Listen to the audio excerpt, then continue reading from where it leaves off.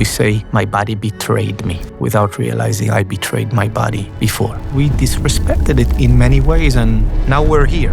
How would you diagnose how most people are relating to their body? The body lies a lot less. It's very honest. Just listen to your body. I don't believe that. Listen to it. You're not on the right channel at all. What you hear is a lot of corrupted data. I distrust this. So then I searched for movement teachers. I couldn't find anyone. I met big practitioners, gurus, and I realized there is nothing here. I don't have it. I looked for someone who has it. Couldn't find. Said, okay, I'll become that person. Next realization, I can't do it. And with that I stayed. Now we can start to look at things. What we don't attend to crumbles, dies. Attention gives life. You don't attend to your child, the child will develop problems. The attunement. Yes. Attention replaces the tension. If people would place their attention in their shoulder for 1 minute, undivided attention, they will transform to such a level that...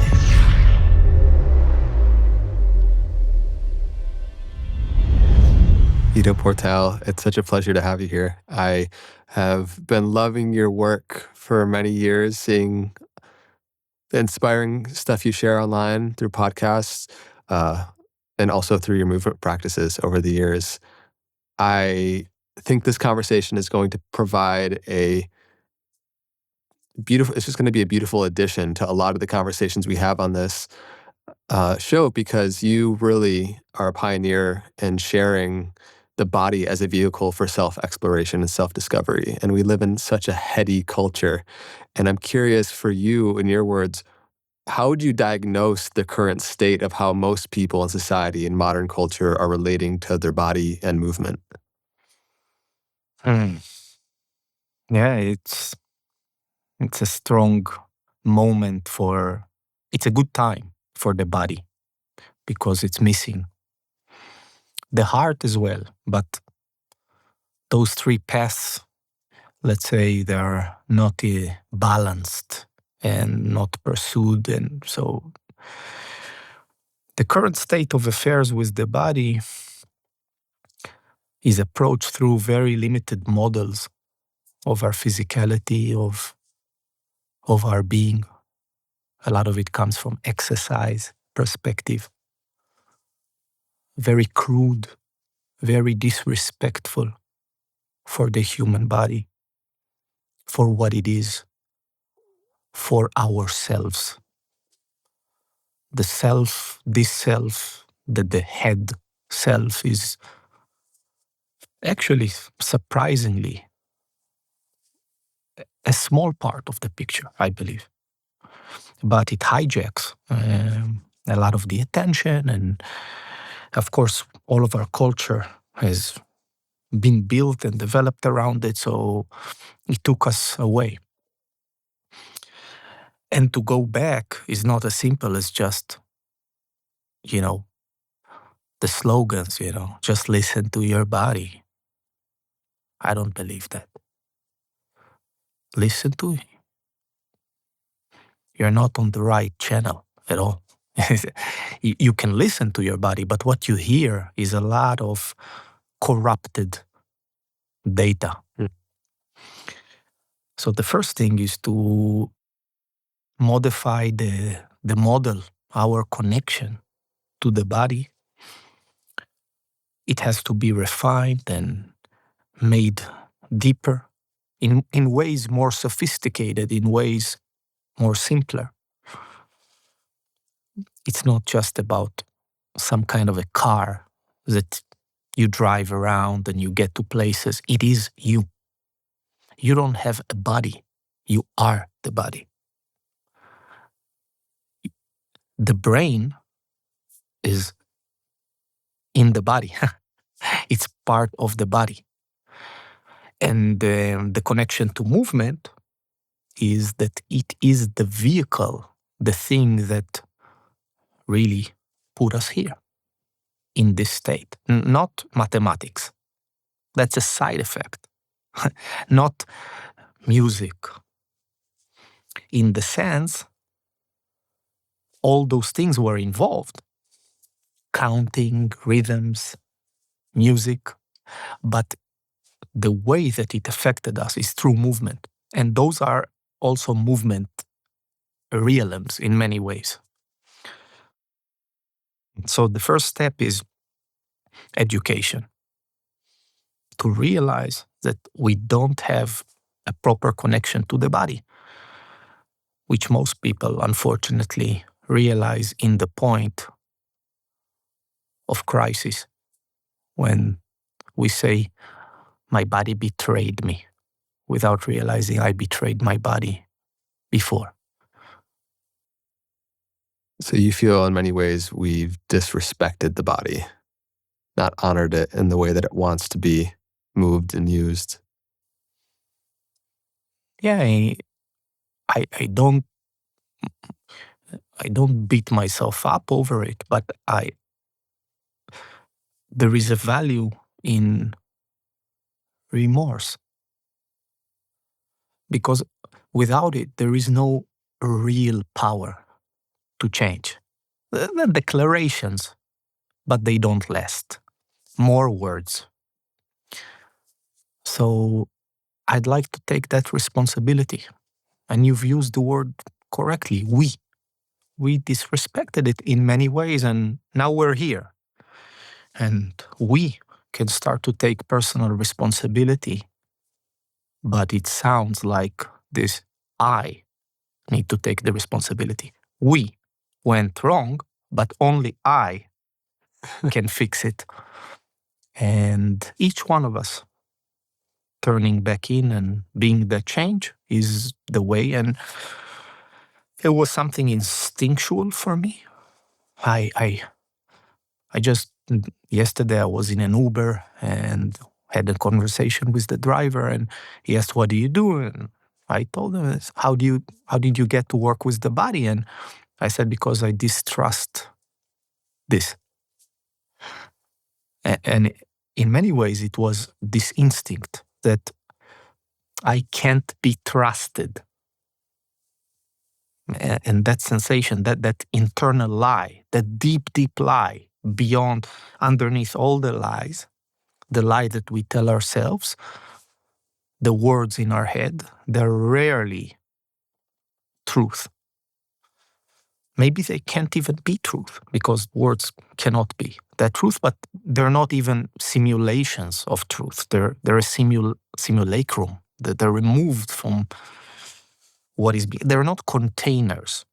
They're maybe pointers that by now are pointing at nothing.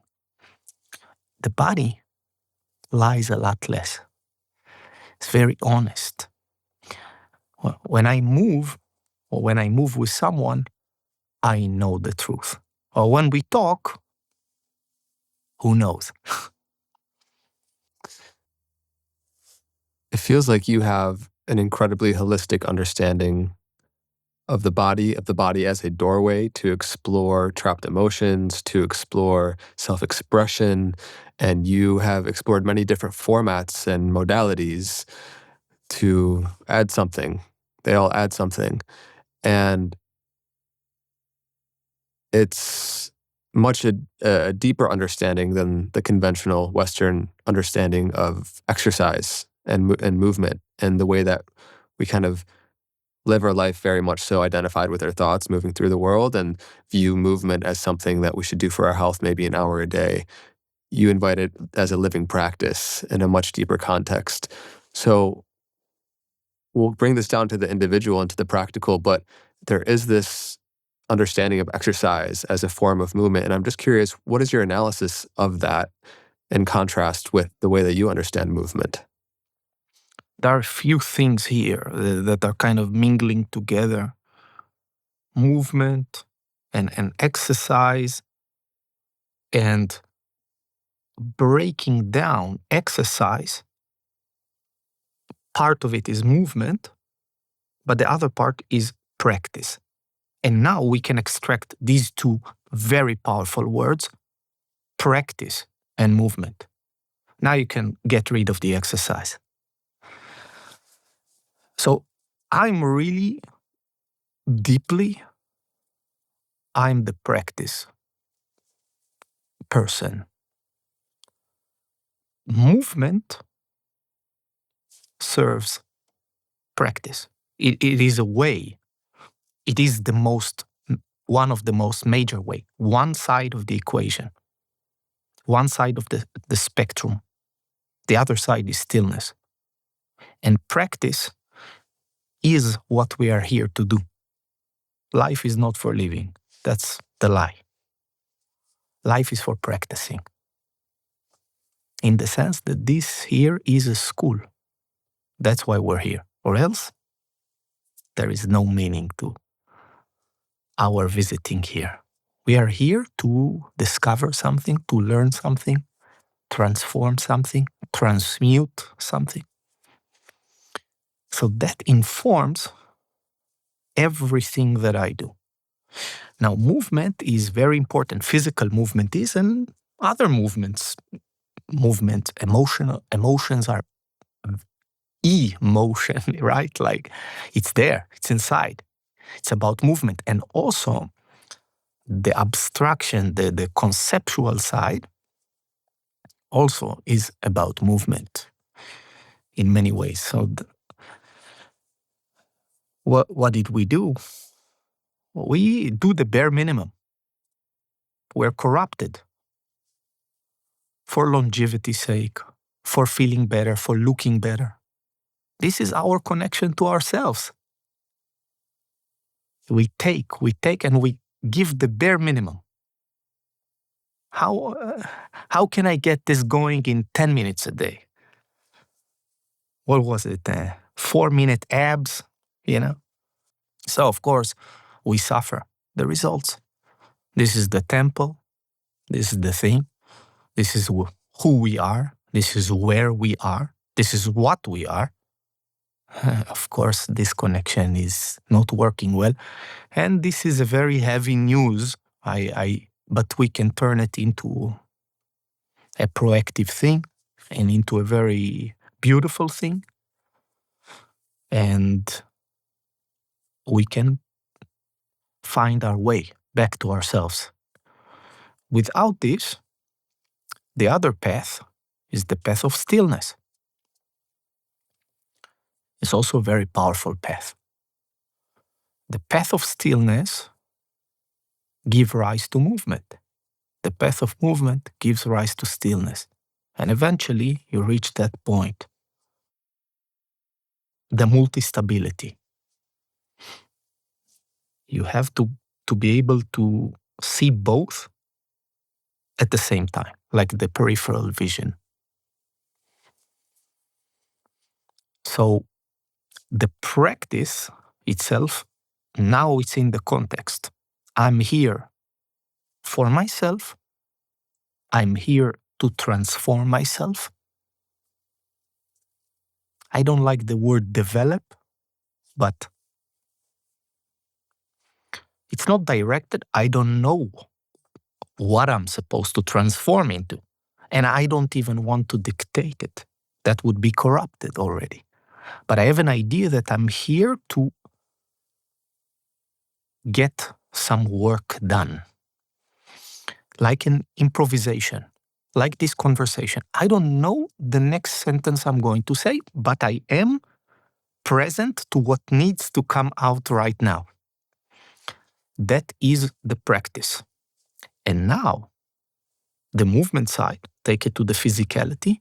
Now I can see all the needs. The needs are not neuromuscular needs. Joints, range of motion, flexibility. It's so much more complex than that. Every day that passes, we discover. One of the jokes is that we tend to we eat a cake and we analyze and we write down a reverse engineered recipe. And it never ends up being the cake when we try to do it. So we work on all these attributes. 1 + 1 + 1 equals 17. The practice informs you on that. So, yeah, I work on my strength and on my flexibility, on my stamina, endurance, energy system. But I also work on rhythmicality, organizational capacities of the body, breath, interaction with connectivity, internal architecture, organization of the form, the use of the eyes, conceptual aspects of movement, pattern recognition, and endless more. And many of them, I don't even have words for them, but they are inside the practice. So this for me is a proper practice. It's very rich, maybe overwhelming for people. That's okay, it is what it is. It's just words right now. It can be something that eventually becomes approachable and simple, but like anything, from the outside, it scares us, But it's extremely the most powerful vehicle that I know. Or else I would have done something better. Do you think that it's the most powerful that you've experienced because in a way it has been the most direct and immediate access? I think through words, the philosophical, the theoretical, there's something so powerful about the immediacy of the body, and our ability to move it in this moment. You mentioned the balance and the dance between movement and stillness, the complementary forces that exist within all life, the contraction and relaxation and excitation and Shiva, the Shakti, the all, and it sounds like you've applied that understanding through these various different mechanisms. So my hope, we'll see where this conversation takes us, but that it can be really enriching for individuals' lives to have more context for the importance of the body, for how movement is an essential component, often underexplored and utilized, and some things they can carry into their next movement practice, whatever form it is, whether it's yoga or weightlifting or something of a combination between everything. How would you, so to speak, reverse engineer the cake, understanding that we're going to fail, but these different elements of movement, how do you sort of cut the cake there? It's good you started with one thing and then you finished with another, which is really the core of it. First, there is what can be done within each scenario. This podcast is such a scenario.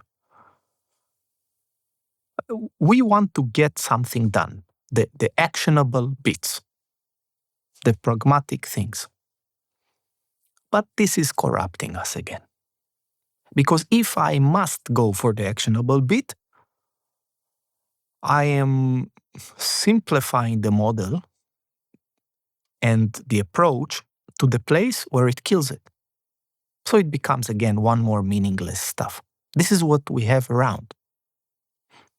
This is what we have on the internet, on the tutorials, on the short videos. We know more than ever, and we understand less than ever in this sense. And the real change is not coming, but there is a potency to this situation. I must respect it. The potency is open a door, enter the room, there's another door in the end, and continue. If there would be a process that unravels from this, it would become extremely powerful. For many people who run into this idea for the first time, it's grabbing a hold of them. Now we can discuss also pragmatic bits, because they do have the room, they do have their place, now that we've mentioned this. This is not some kind of another thing. Another approach, another podcast episode, another guest, another talk. Not because it's me, I'm saying it. Because if it was, I wouldn't be doing this. In the honesty of being in service, What can be done? How do we start? What cannot? I ask the question sometimes to people in an education scenario. What is impossible for you to get?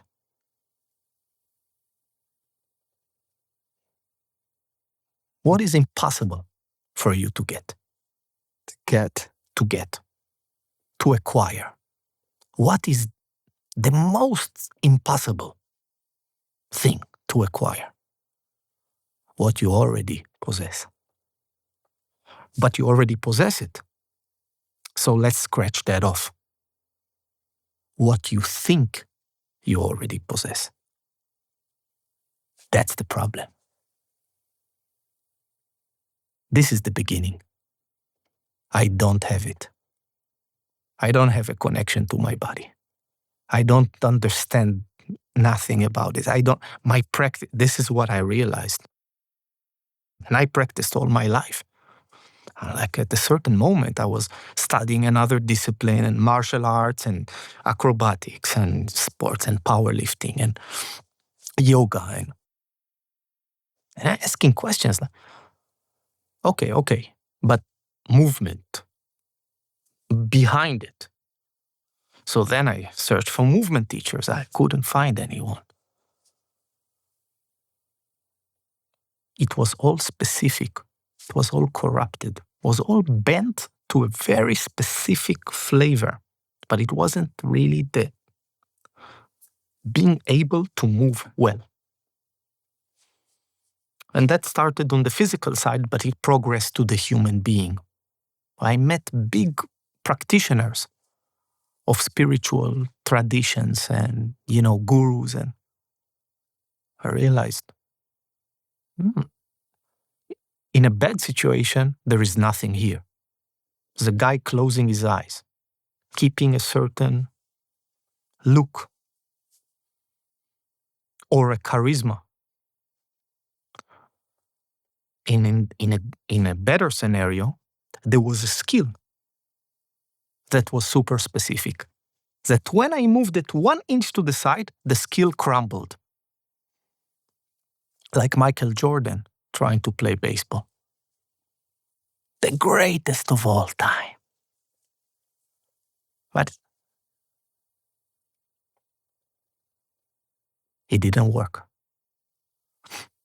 But there were other things. There was a Bo Jackson. Not comparing, different times, different things, but still. Maybe it's not even important if it's possible or not to do this.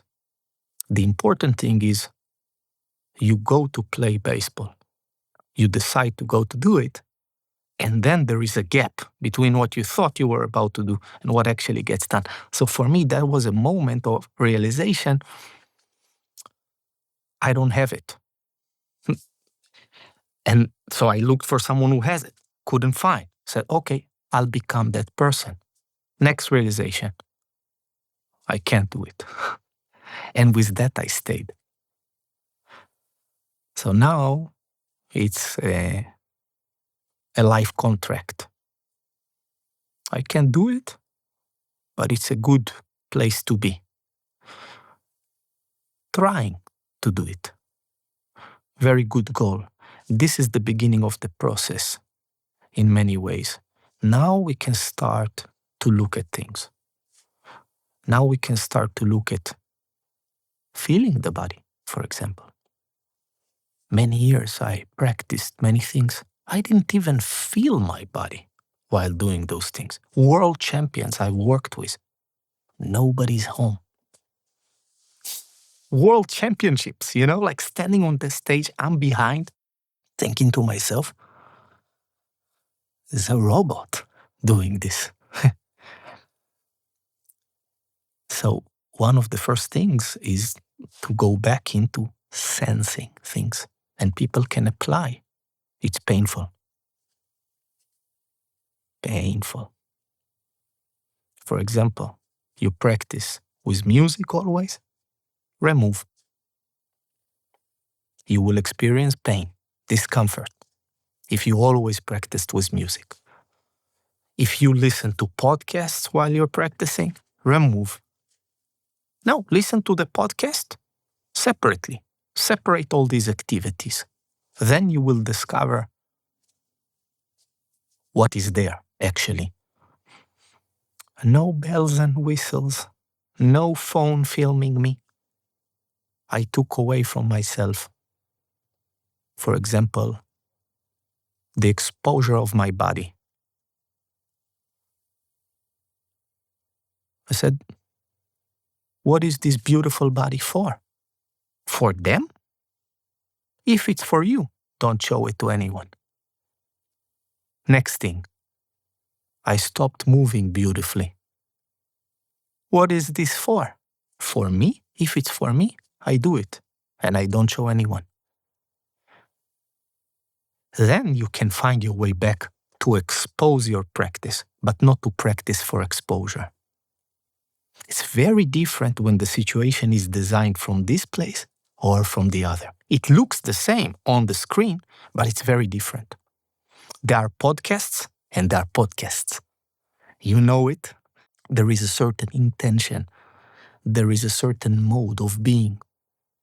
Do you even have the capacity to be here for your podcast? Many people don't.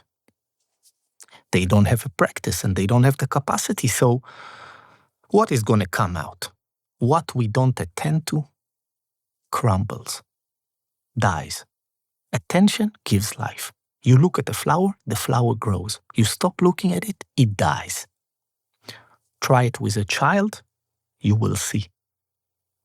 You don't attend to your child, the child will develop problems, disorders, entropy going in, chaos, and breaking first the psychological layer, and eventually all the way up to the physical layer, where nowadays in hospitals and special facilities where children are abandoned and they are raised by the staff, they must be held, the babies, for a certain amount of time, because we know that they develop all kinds of syndromes and issues if they're not attended to.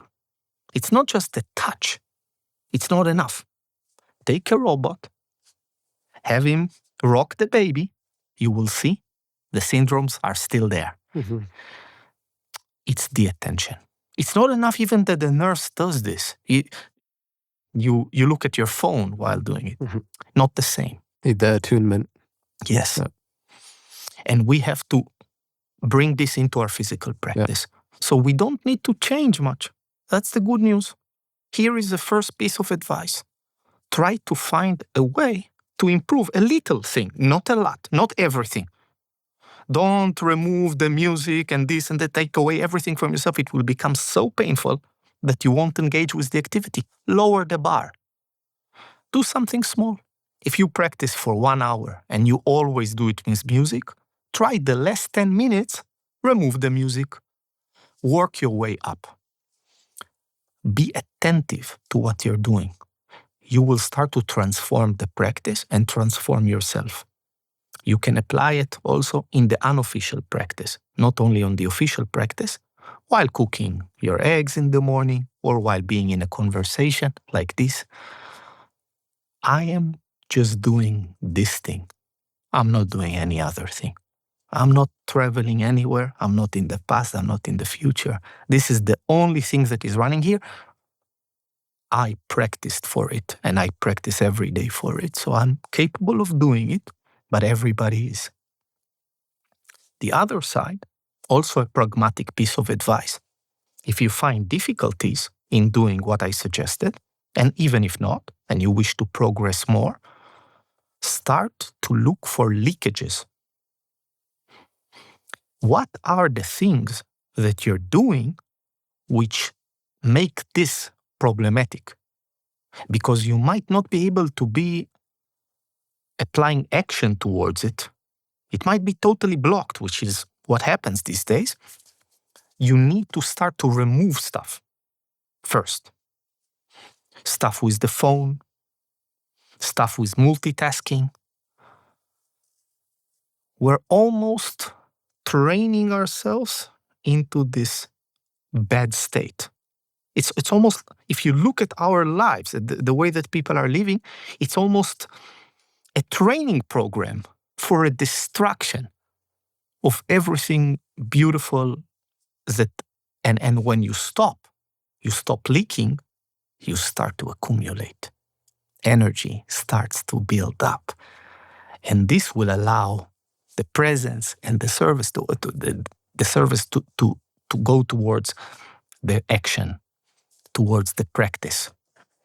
So I don't start usually when I need to talk to people through a podcast. I don't start with, I can give some physical advice, and I have in the past, practice this, practice that, and people can watch online, can go on YouTube and look at my old blog, and it's there. But this is more important.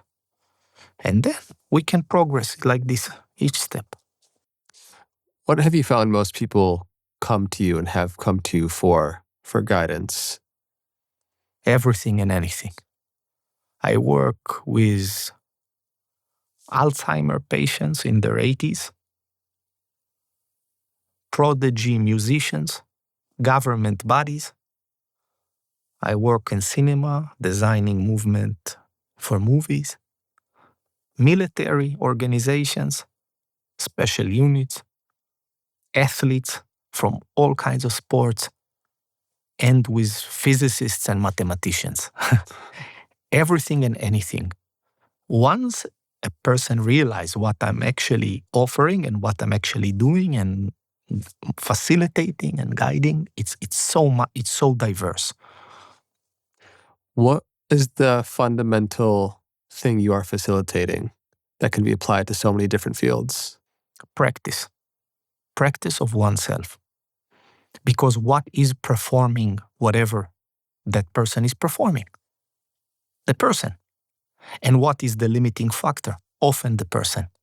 Not some kind of a technical layer, some kind of a robot suit that we put on, our technical suit.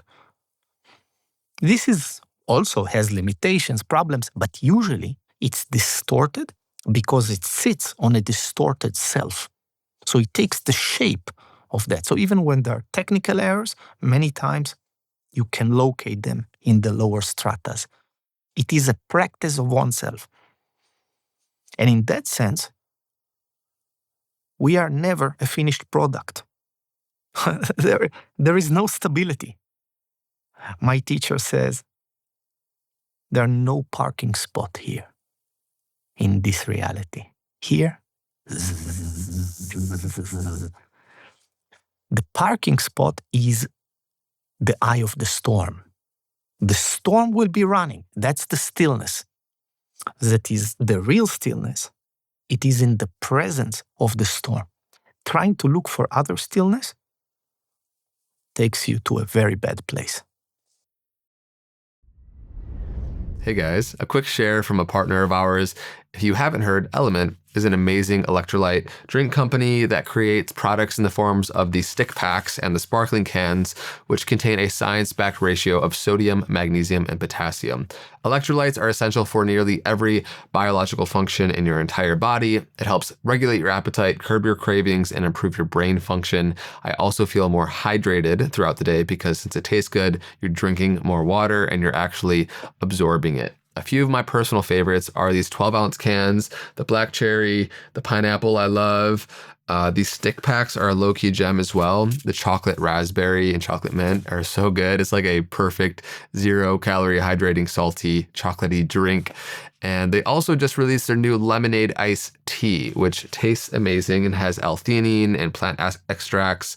And yeah, it doesn't have so much caffeine that you're going to crash out on it. It's actually good for you. If you want to try them out, it's 100% risk-free. You can order them. And if you don't like it, they'll give you a full refund without any questions asked. You don't even have to send it back. Go to drinklmnt.com/knowthyself to get a free 8-count sample pack of their most popular flavors with any purchase. Link down below. I hope you enjoy.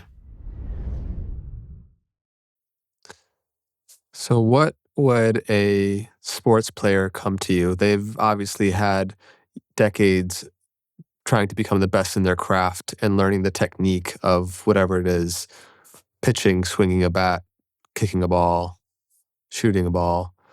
And there's something because of the multidisciplinary approach that you bring to movement and understanding practice that adds something that the traditional approach to technique doesn't provide. And that's why it can be applied to so many different areas and fields. So if we were to take, how would you work with somebody in the sports case versus an Alzheimer's case and what you provide there? Yeah, it's a process.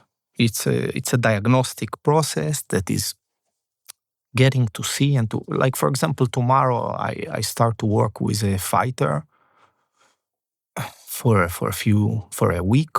I just finished a day before yesterday working with a baseball player, and after that I work with an NFL player. And in between I have an Alzheimer's patient. And every time it's this. We play. This is what I do. My diagnostics is all kinds of games.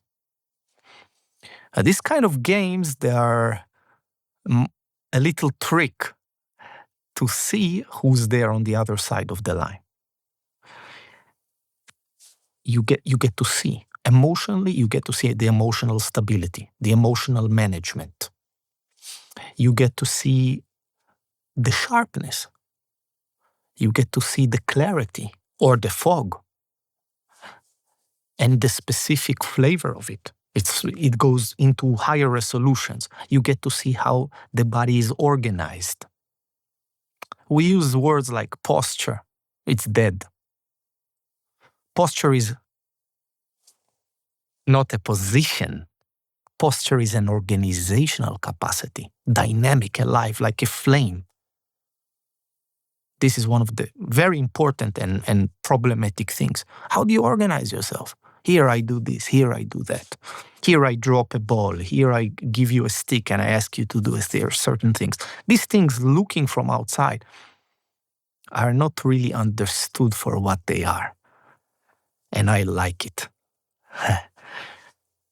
It's not for everyone. Why? Everybody got equal opportunity, but it is for those who understand. At the year 530, more or less, we closed down the last real schools, the schools of antiquity, the philosophical schools. And that's kind of, it's not a point, it's not really a point in time. It was a process. Those schools, when we use the word philosophy, those philosophical, Aristotle, Pythagoras, the legendary Pythagorean schools, and from older, more ancient, cultures, predating that, which we don't know a lot, but the Dravidians, endless. Those were not philosophy words. That's a total misunderstanding of what was there. It's closer to what I do than to the philosopher in the university. When you dig deep, you hear it. You see it, you read it. This is what I'm offering. And since we closed down schools, people are the result of the schooling that they received. Industrial era schooling, making productive workers for the factories. Even the better schooling systems, and they are better. They all have advantages and disadvantages. And the more you go, the more you see movement and practice in all kinds of ways. Like you go to anthroposophy, you look at Waldorf schools, the kids learn the language, the alphabet, they dance it. They don't write it first. There's a reason why.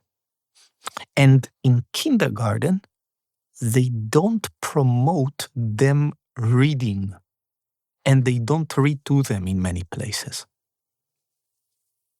This is the time of the body. Don't take this time away. Why? There is a multi-stage missile.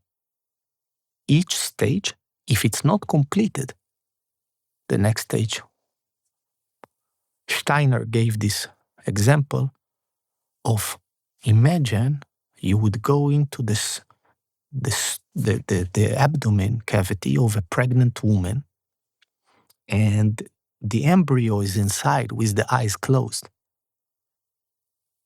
And you take a flashlight and you light in front of their eyes, and their eyes open. And he mentions for the rest of their lives, they will have weak eyes. In this sense, if the physicality is not properly developed, the person is not properly developed. Don't get confused by an Albert Einstein. That's why many of our geniuses took their life away. I have respect for suicide. I don't put it in a pedestal, in a place where it's a cop-out. I think we should have a lot of respect towards it, but still, it's important to understand it's not done from a place of seppuku. That's not that type of suicide. I mean a suicide of jumping out of the window, in a moment. Gilles Deleuze style, one of my favorite authors and one of the most powerful thinkers in the 20th century, but still, moment of pain. And so I think this is, the offering is, let's go back into this schooling. I don't mean we go back to crawling. I'm not in that natural perspective. Sometimes people assume I do. Like, I'm going to make you crawl. Now it's going to solve all your developmental, pieces. It's not as simple as that, unfortunately. But definitely, a musician or a mathematician can gain a lot by working on certain physical skills and also emotional skills. And when the things become a lot more holistic in your words, or even a better word, harmonious, the whole thing will grow. Without it, it's not a growth, it's a distortion. It's an inflammatory growth. Even the intellect, that those high IQ individuals. I say, okay, high IQ. High IQ can be potent, but it can be 100 times, 1,000 times more potent when it's accompanied by a balanced system. If you're emotionally, the emotional schema is out of control, many people with some of the highest IQ people, they didn't end up contributing something like the theory of relativity. It didn't end up doing nothing. They're working the gas station in the end. And it represents this distortion. I think one concept that's interesting, I want to get your perspective on, is tensegrity, this idea of how everything is interconnected through the muscular, fascial nervous system. And because, again, we do have a Cartesian way of understanding and splitting the body into parts, why is it important that we understand everything in the body is connected, and when one thing is changed, the other is altered? It's important because we are simulation machines. We are modeling machines. We don't interact with reality in the direct way that we believe we interact with. When I see you, I don't see you. I see the simulation I constructed. I don't have a direct contact with reality. So the same way I don't have a direct contact with my body. So what do I interact with? A model of my body. And if the model is not sophisticated, if the model, it's like seeing you in 360, pixels per. The resolution is crude. That's what we did with these neuromuscular models. Balls and levers, the old Da Vinci drawings. Beautiful, but they've moved us into a place.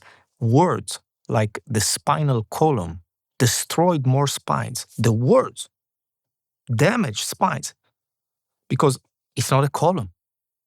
And treating it like a column destroys it. It seeps in, it goes into everything that you do. How I feel it. You see this fold in my clothes? That's not my hip joint. The hip joint is not here. The hip joint is far away from this point. And by me thinking, feeling, without even words, I'm just like, that's my hip joint. I damage my hips. Hip replacement because of this. That's why it's important to work with more and more and more refined models. Which is the correct model? Tell me. There is no correct model. Correct. All models are wrong, but some are useful. Yeah. That's a very powerful, from George Box, I believe it is. Mm-hmm. It means I don't have a saying in it. I have to work with models, and they will be wrong. Yeah. The models I'm working with are wrong, but they're useful. If I look back, everything that I did with people was wrong. And it worked. I look at the tools. Yeah. They were all wrong. Nowadays, I realize it worked. It fixed the shoulders. Some of it didn't work. I improved. I tried to improve. And the models I have right now that I'm presenting to you are wrong. This is not how things are. Yeah. But it's useful, and it will take us to the next moment. Mm-hmm. That's why, for example, the word fascia and the interaction with connective tissue, with pressure distribution in the body, is a very positive step, I think. It's a good thing to work with for a while. There are more. There is more. Deeper things. And more sophisticated things. Don't stop there. Some people devote their life to it. That's the answer. That's the thing, I don't belong to that camp. I think it's worthwhile to work with it for a while, and then you will find your way to more things. And so I designed the way that I'm working with myself, with my models, with people, in a way that it is open enough to receive the next one tomorrow. Hey fam, your immune system is doing a lot more than fighting colds. It's how your body recovers, regulates stress, fights infection, and most of us have no idea how it's actually performing because a standard physical barely scratches the surface. That's why I choose Function Health. They run over 160 lab tests a year, everything from vitamin D and zinc, which directly regulate immune function, to inflammation markers like HSCRP that tell you if something's quietly breaking down before you ever feel it. I love that you can add very specific tests for things like microplastics and heavy metals and key markers that other labs might not be looking for. It's $365 a year, basically $1 a day. And what I love is that all of your results are tracked over time. So you're not just getting a snapshot, you're watching your health evolve. You can even dive deeper into your results through Claude and ChatGPT integrations. And I'm a member. It's changed how I think about what's actually going on inside my body. And I would love the same for you. I want you to be as healthy as you can be. So if you'd like to check out your health the way I do, visit functionhealth.com/knowthyself and use gift code knowthyself25 for a $25 credit towards your membership. Everything's linked down in the description below. As always, back to the episode. You mentioned sort of the first step being like meeting your body where it's at, feel your body. I've heard you speak to this a lot before, just around proprioceptive and kinesthetic awareness and gaining our ability to become aware of what's happening internally. it feels like I know for certain most of my life, just like completely oblivious and unaware of how my body, where it is in time and space, what things are happening, the sensations within my body, my organs and my limbs. And is it just a practice of bringing awareness into it, or how can people increase that awareness of their interoceptive kinesthetic? It's by our most potent currency is our attention, is by placing the attention. And again, I'm giving you these answers and I feel the disappointment, the pain, not from you, from people listening to it. This is the responsibility, and it's just so simple. I can take you through now 20 minutes or 200 minutes or 2,000 minutes of a practice, just paying attention, drawing your attention, moving your attention, and you'll be shocked, absolutely shocked. All the psychedelic people, bring them on, what it will do to you. Just paying attention for 2,000 minutes. Of course, the first challenge is to be able to do it. You have to build up, you have to work with it. That's why body scans are one of the methods, one of the most primary methods in many spiritual traditions. But I think it became dogmatic as well and limited as well. To be embodied in that way is one of the biggest gifts that a person can receive and give themselves, and it can improve every day. And it's like a piggy bank. So you put your coins slowly, and it turns out into a beautiful thing. People have a sense, I believe, I feel these days, I don't have time for this. So what do you do with your time? That's the question. What do you do with your time? I don't believe them. I think it's an internal lie. While I'm coming here in the Uber, that's what I did. That's what I do. I just place my attention there. I'm just embodied in this thing, and I keep coming back to it. And then comes a thought. So I look at it. Do I need to address anything? No. All good. Then comes something else, comes a certain sensation. This is the default mode. That's where we have to come back to. It's not like you don't have time for this. The rest, you might not have time to. If you don't have time for this is the default. This is the thing you have to revert back to. This is how I fall asleep.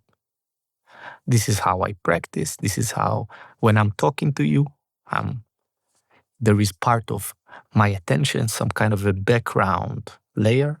Just like I still see the room, even though I'm looking at you directly.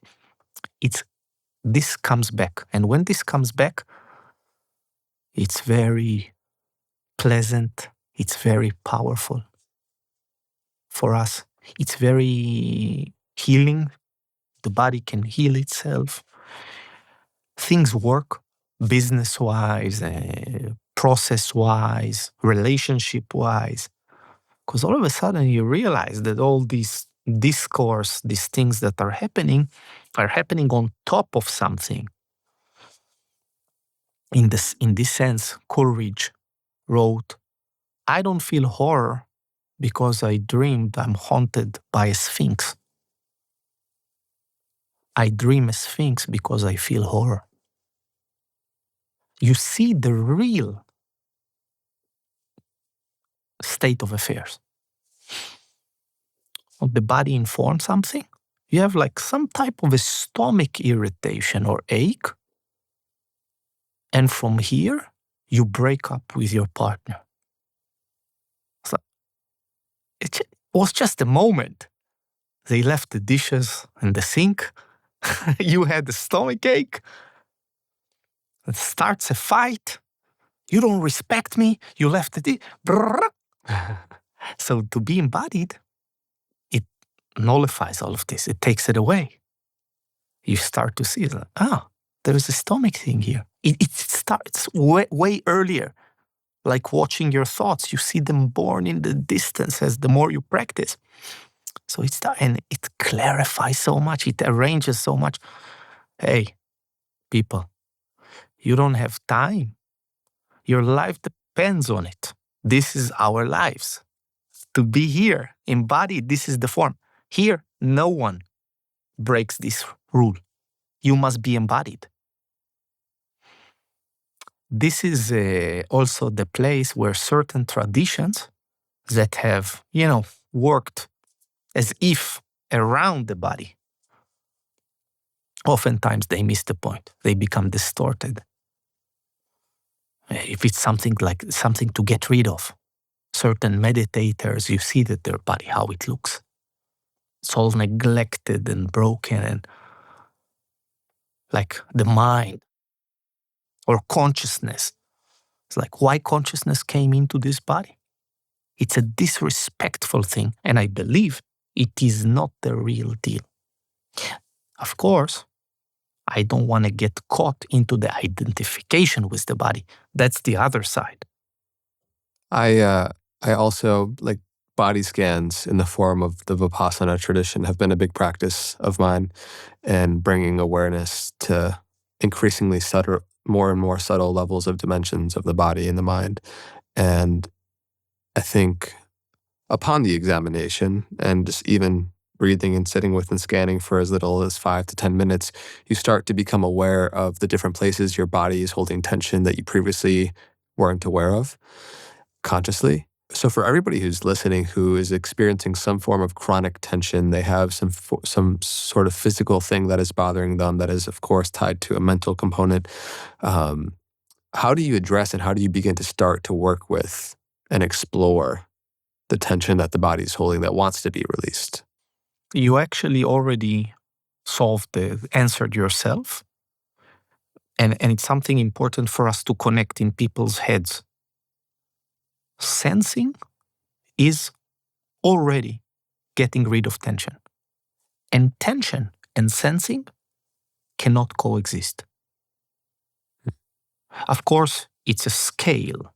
It's a teeter-totter. But there are two faces of the same thing: release and sensing. You want to release tension? Great. Sense. Place your attention there. It already releases. I find the instruction relax or release to be useless. Oh, thank you. Like, in boxing, sometimes you hear it's like, okay, relax, keep relaxing. Oh, yeah, thanks. It's like I forgot to react. There is no tool. The tool is, hey, pay attention here. What will happen when you pay attention? You will decrease tension. Attention replaces the tension. But you will not feel it because the decrease would be very, very small. What happens next? Tell me. I go to get rid of my tension. I am instructed to pay attention. It doesn't work. What happens next? Give up. Yes, I abandon this. Yeah. This is the problem. If people would place their attention in their shoulder for 1 minute, undivided attention, they will transform to such a level that I laugh, because if people would know, if I would have received the impression of what happens these days when I'm working, I would be 10 years ago, I wouldn't believe it. So what we do is often we think about it. We don't actually, we replace the body scans that people are often doing. They're thinking of these words, these body parts, this shoulder. All the low back pain. The lower back. Yeah. And that's why, or a headache. Yesterday I had a headache. I'm a bit jet lagged and came from far away. And after 6.5 hours of talking in another podcast, I'm driving back and a headache, I'm a bit dehydrated and jet-lagged and talking for so many hours. I just closed my eyes. I just did a little sensing of my eyeballs. Within, I kid you not, a minute, dissolved. And I made it another mental point for myself. It's, wow, remember how amazing it is. Because after many years of doing it, it's like you also, this is the shocking thing for people to maybe hear. You know how bliss feels? Boring. Would you believe it? After you get into these states and you stabilize them for a while, you strengthen, you know how it feels? Boring. It can become boring even. So going back to samsara can be a pleasure as well in some ways. This is the same. So I have to actually make a mental note for myself. This is amazing because I can also say there's a headache and it's great as well. So this is the path to get rid. Not to try to stretch it. You're just fighting it. Not to try to, you take a pill, you take a capsule. Maybe you need on the short term. Maybe you even need help to start the process, like a hot bath or a sauna or taking a painkiller to bring yourself to lower the bar so you can sense that. But a very potent thing that I teach my students and practice a lot is to sense various places, deep in the anatomy or shallow in various layers, the skeleton and the soft tissues, the kind of liquidity of the body, and then other more subtle things as well. Certain points that are maybe not anatomical anymore. Maybe it's maybe an more esoteric layer. What about on the flip side? Where do you see most people lack tension? Because would you say that's not also another important component, also the cause of tension in other areas, as a lack of proper tension or organization? Usually it's a lack of connection more than lack of tension. And we see the result in some kind of a local laxity or weakness. So we blame it on tension and we try to tense it back up. And this is a big problem also in our approach to injuries, etc. That's why a power lifter who can deadlift a house bends down to take their babies from the back seat, hurt their back with 10 pounds. But nobody's calling it. The king is naked. Is it strength that is correlated to this? Or another one is the importance of muscle mass for longevity, right? Mentioned these days by all kinds of buffed up people and, And then they love to mention the blue zones. Where's the muscle mass there? They look like these buffed up guys from California here. Nah, king is naked. Yeah, there is a truth to the importance of muscle mass, but it's nothing connected to this TRT, this. Nah, it's not it. You need some basic muscle. This is already costing you in health, in longevity, and in movement. When you look at a bodybuilder, when they're young and then after, what did they train themselves? Into immobility.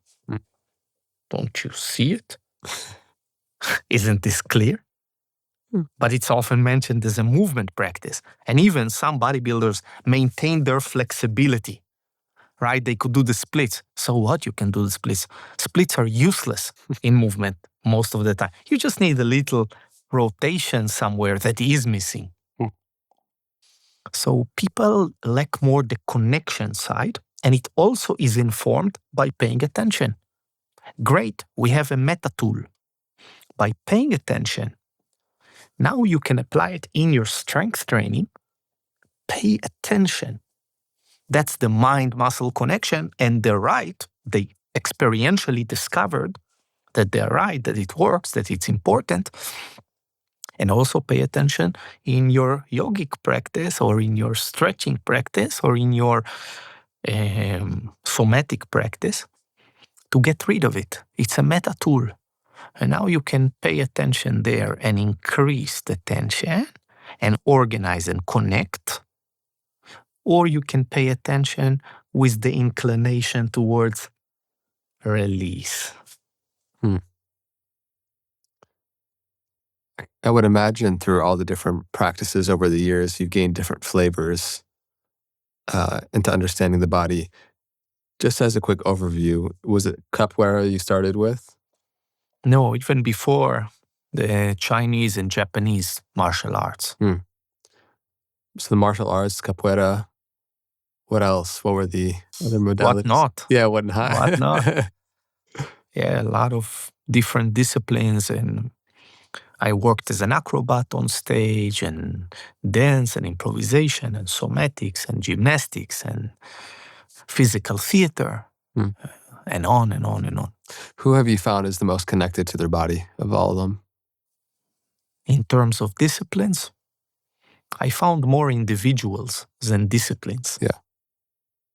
This individual here, this individual there, there is some kind of a connection. But oftentimes still very specific flavors that you see it just in the field. But I learned that when you move a person to the side, they crumble. And people are surprised, like even with myself, like people would give me this credit. He's a great mover and this, what do you know about me?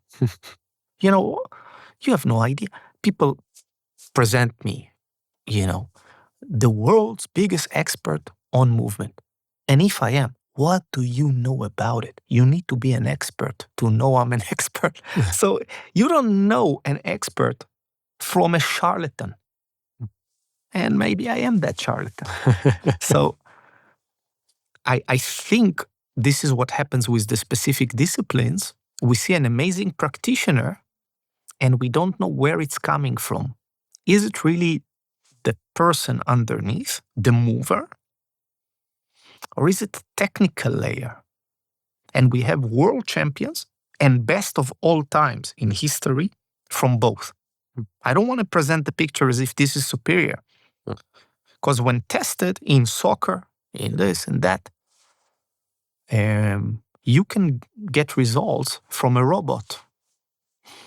And you see the differences as well. You have a Ronaldo and you have a Messi. Both great, but very, very different. And it comes from different places. One thing that I'm curious actually about is, has there been a progression from you maybe identifying with the performance and aesthetic of how something looks to more of the connection and how something feels from your younger years to now? It certainly feels like there's been a big softening in the way that you communicate and in your presence that I'm picking up. Does anything come up there? Soft, not soft.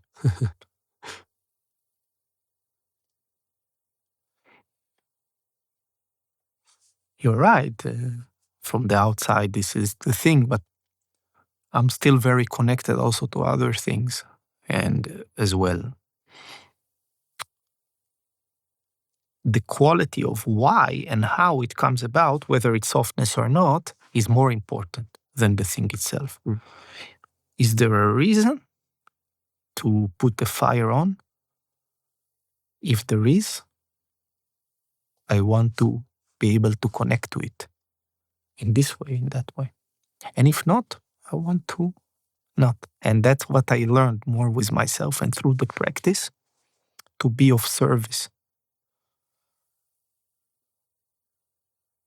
If I was a bit cheesier, I would say to be of service of my divine self. I devote myself to you. I speak to you. I want to give service to that. So there is these lower stratas that are here, and they're always here. You don't dissolve this. It's a lie. You swallow them. It's not the solution. Means you're gone. You're not here. It's possible, but it's going away. This has to be coagulated into this shape form. To be here, you have to be. So the ego doesn't dissolve. Not fully. It's just digested, realized for what it is, etc., become part of something bigger. So you're becoming in that service, and in that way, softness or not softness, it is there. I don't put on, I try not to put on some kind of an act, but to be connected to the service of what is needed and the situation, from service to myself, to service to the situation, to service to another person, to service to the community. It's the path is short. The path is one of egoism for altruism. Direct altruism is a lie, because there is no potency to do anything anyways. It can be appreciated, and it teaches you a lot. If you're depressed, that's a good piece of advice. Just do charity. It's a very potent medicine. Do for others. But again, you go back to the egoistic. So this is also that service works through this thing. It has to work from the inside to the outside. And that's the journey. It's not was, it is the journey, and to be more accurate towards it, towards what's needed, what you need, what you require, with your curiosity, your question. And maybe there is a place where there is no requirement also to realize, okay, that's it. As this is where, or someone else, or the audience, or, where people are standing. I want to help. I want to be of service, but I don't want to mislead people. I don't want to give them some kind of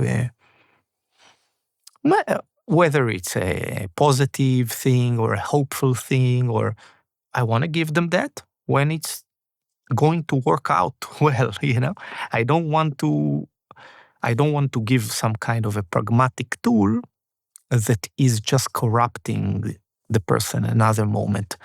So in this sense, I used to be pushing very hard to fit the shape in. Yeah. And that was not of service. So had to go.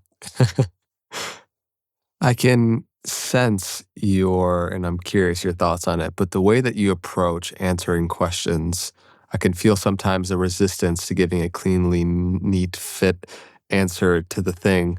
And I've noticed a lot of teachers who are really good at what they do avoid providing cleanly knit, neat conclusions for people, because it almost is a death to the curiosity and exploration for somebody externally. And it's not the motivation. Yeah. It's not the motivation behind it, but it is simply because it's a lie. That's the only thing. It's a lie. That conclusive thing. It's dead. It stopped. The thought. It's a living thing. It's paradoxical as well. I contradicted myself a few times already. Like, for example, I told you that sensing something is getting rid of tension. It's the same thing. And then we used it for tension. That's something for people to resolve. How does that fit? And it's there. There is more. Part of the method of the teacher the real teacher. It's not all, maybe often mentioned, lies, ambiguity, incompleteness, riddles, parables. The real teacher, that's how they work, because they want to help, because they want to deliver, because there is no other way to give certain things. The conclusive, the tic-tac-tac, is the charlatan. Sometimes the charlatan is such that they charlatan themselves first. And that's the more common thing. It's like not people don't have they don't try to manipulate, they are already manipulated. Yeah. So they answer in this clean way. And you know the Dunning-Kruger curve, right? The expert, which is not the top of the mountain, for sure, there is no top of the mountain, but it's not even nothing. The expert knows it's complex. He refuses to give you the conclusion. You speak to Huberman about neurology. Like you did yesterday? Yeah, and so he's not going to give you conclusions. He's going to describe a pretty complex reality. And then from that, he still makes it a point to give a protocol. Yeah. And we can do that. And I've done this, and we can do this, and it's important to do and good. But it also we have to realize it also corrupts. Because, okay, I got it. Look, I can play this game. Can give a few protocols for people. It's like, that's what you're going to do this for 10 minutes. You're going to, wake up, the morning routine. It's like, if I can work through the nausea, I can do that. But I make a joke. Yeah, but it's not the point. They can find this already in many ways. It's not being of service of the situation. The situation is stop. Stop reading. Stop buying more books, putting them on your bookshelf. You never read the books that are already there. Stop. You don't need another workshop. You don't need another thing. You don't need another. Stop for a moment. You can continue after, but stop for a moment. Take a moment. Reflect. Maybe you hear those words.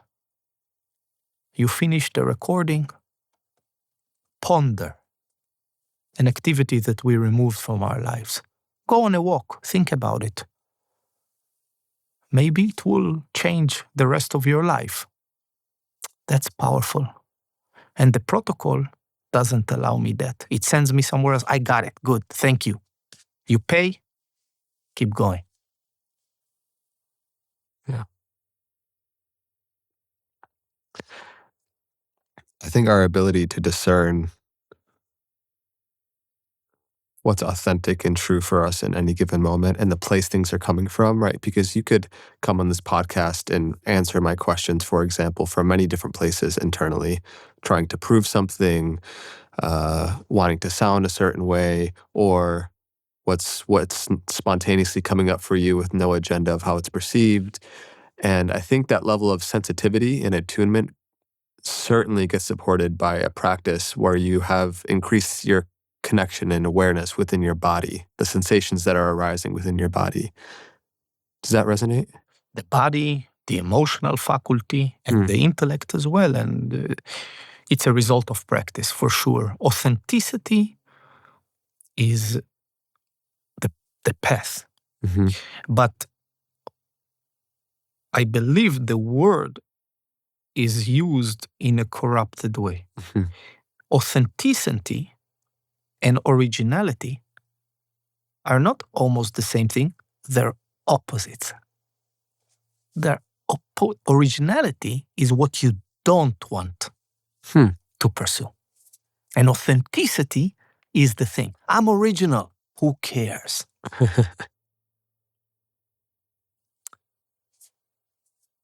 There is a beautiful short story by the Argentine Jorge Luis Borges called Pierre Menard, the author of Don Quixote. But Don Quixote was written by Cervantes. So who's Pierre Menard? The story is about this dude, Pierre Menard, whose dream was to write Don Quixote. but it's already written. Yeah, but he wanted to write it himself. In his way, exactly the same Don Quixote, word per word. But without copying.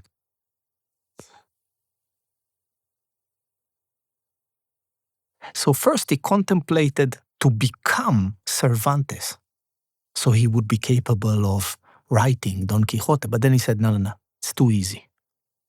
If the task is impossible, let us choose the most impossible of ways without becoming Cervantes, to remain Pierre Menard and still to be capable of writing exactly word per word without copying. This is authenticity. Do you see how it's exactly the opposite of originality? Mm-hmm. I'm going to do something different than to the rest. This is the wrong motive. This is corrupted. This is, when you see it, you realize this is evil, hiding inside. Mm. I'm going to do my podcast and it's going to be different than the rest. Yeah. That's the wrong motive. And like you've pointed out very, very with sensitivity, you can answer this question from a variety of places. And it's important to mention, it's not mentioned often. You're here to prove a point. Do you here to get people's attention? Do you here to manipulate into some financial gain? Do you here to give a quick hope or a positive vibe so people like you? Or do you here to get a real transformation or a true change or etc. and more and more and more? So authenticity is the deep, deep, deep dive and one of the most important and core side effects of a real practice, a real human practice. Practice is not something that I control. Ido Portal, of course not. I don't have a method. People like to call it a method.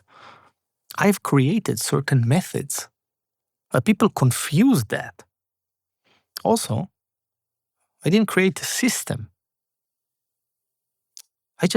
My name is Ido Portal. That's my given name.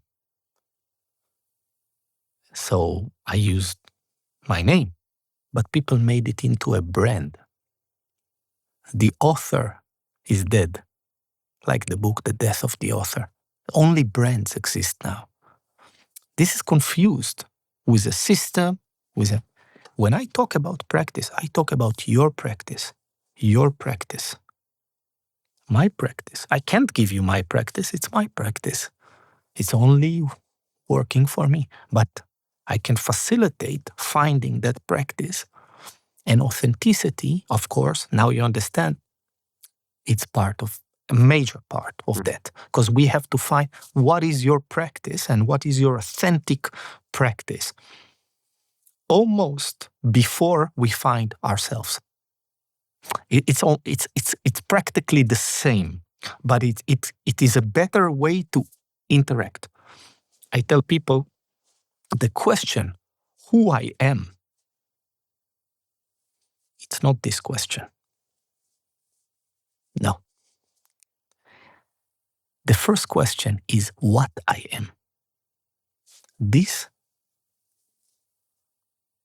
is misunderstood many times by people. Who am I? I'm asking, I just get corrupted data. I just get distorted things. First, look at the machinery. Start to work from simple models into more and more sophisticated models. If I want to understand how the iPhone works, you bring me an electronic mastermind. They cannot make sense of the current blueprint of the iPhone. No one head can make sense of it. So we don't learn how the iPhone works in this way. we start with extremely simple models. Input, output, processing. Did you get it? Okay. Now you go to the next model. The same way, know thyself, that's how it works. From crude to more and more and more sophistication to places which cannot be communicated anymore. They're so subtle. Like, for example, the emotional layer. We have those words for the emotion, anger. This is almost disrespectful for what is really going on. There are thousands of emotions happening in a fraction of a second. When you go down that rabbit hole and you start to really, for years and years and hours a day, pay attention to it, you see a richness. When the body movement, when you look at it in detail, it's like, it's overwhelming. And in that sense, we have to start in the current level in which we can digest things. We have to be respectful of the stomach that I currently have and work with that. Even this podcast, this conversation is problematic in that sense. It cannot serve everyone. It serves a very specific cut of the spectrum. Nothing else can happen. Now I can move this, but I cannot open to the side. I cannot make it wider. Yeah. I just move it. I simplify more. Okay, I hit this audience. Take it here, this audience. And we together play this game and it comes about. It's not under my control, but it comes about in the way both of us affecting it. Your questions, the depth of them, the honesty, and my answers in this case. Yeah, it does seem like there's some sort of relationship to how universally palatable something is and devoid of substance it is. You know, the most popular things often are things that resonate with a certain level of consciousness or understanding. Nuance and complexity isn't appreciated at less mature levels, you know? Yesterday I lamented it in a private conversation with Andrew Huberman. And he gave me a positive spin, which I really appreciated, and I thanked him for it. It's true. I feel you. I see the same. But also, you got to understand, real curiosity and appreciation will never be buried. So the pendulum swings. Yeah. Right now, we're in a very shallow scenario, and it's already changing in some ways, even because of AI. So, for example, imperfections become pleasurable. It's like, did you see that glitch? Our coughing or mistakes in words that we've made, it becomes a breath of fresh air, the opposite of what it used to be. So in the same way, this subtlety is already making a comeback. Yeah. There are corruptive forces, there are disorders, there is shallowness, great shallowness to our society, to our humanity. And there will always be this whisper that will bring back something. Maybe it will not be the millions of views, but it's okay. It is what it is. As you've explored through your practice the relationship between body, our soma, and emotions, what have you learned about how interconnected they fundamentally are and how tied someone's physiological state, the posture they hold, the tension they hold is directly connected to the emotions they visit most consistently and that form their personality? What's the link there? You're familiar with the Rasa Kalpana? In the Upanishad, there is an ancient analogy, but it's not only there. It's mentioned by Plato in some ways and by other. It's like the flood. Everybody got a flood. Yeah. And a resurrection. Yeah. Yes. So there is power to that. There is a reason for that. The Ratha Kalpana, the chariot analogy, it represents some kind of an observation made by some practitioner, guaranteed. And it shows you this chariot and horses and a driver.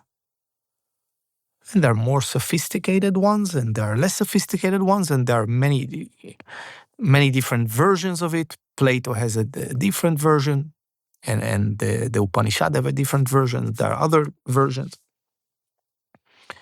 And in this model, the chariot itself represents the physical body.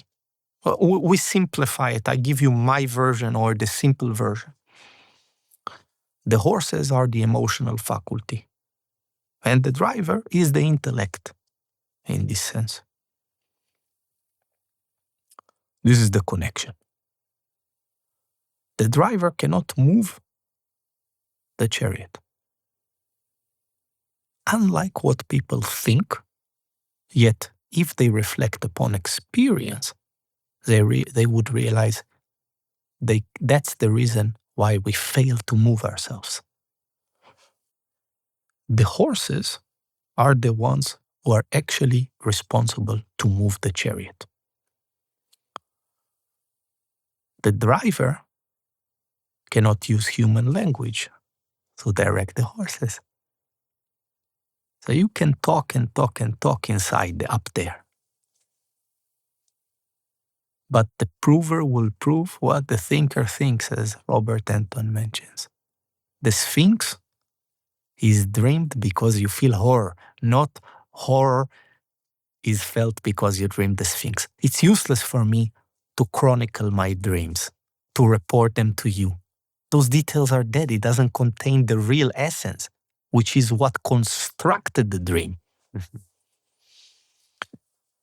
Now, you see a huge lie inside of ourselves. And we tell ourselves, this is what happened, that's what happens.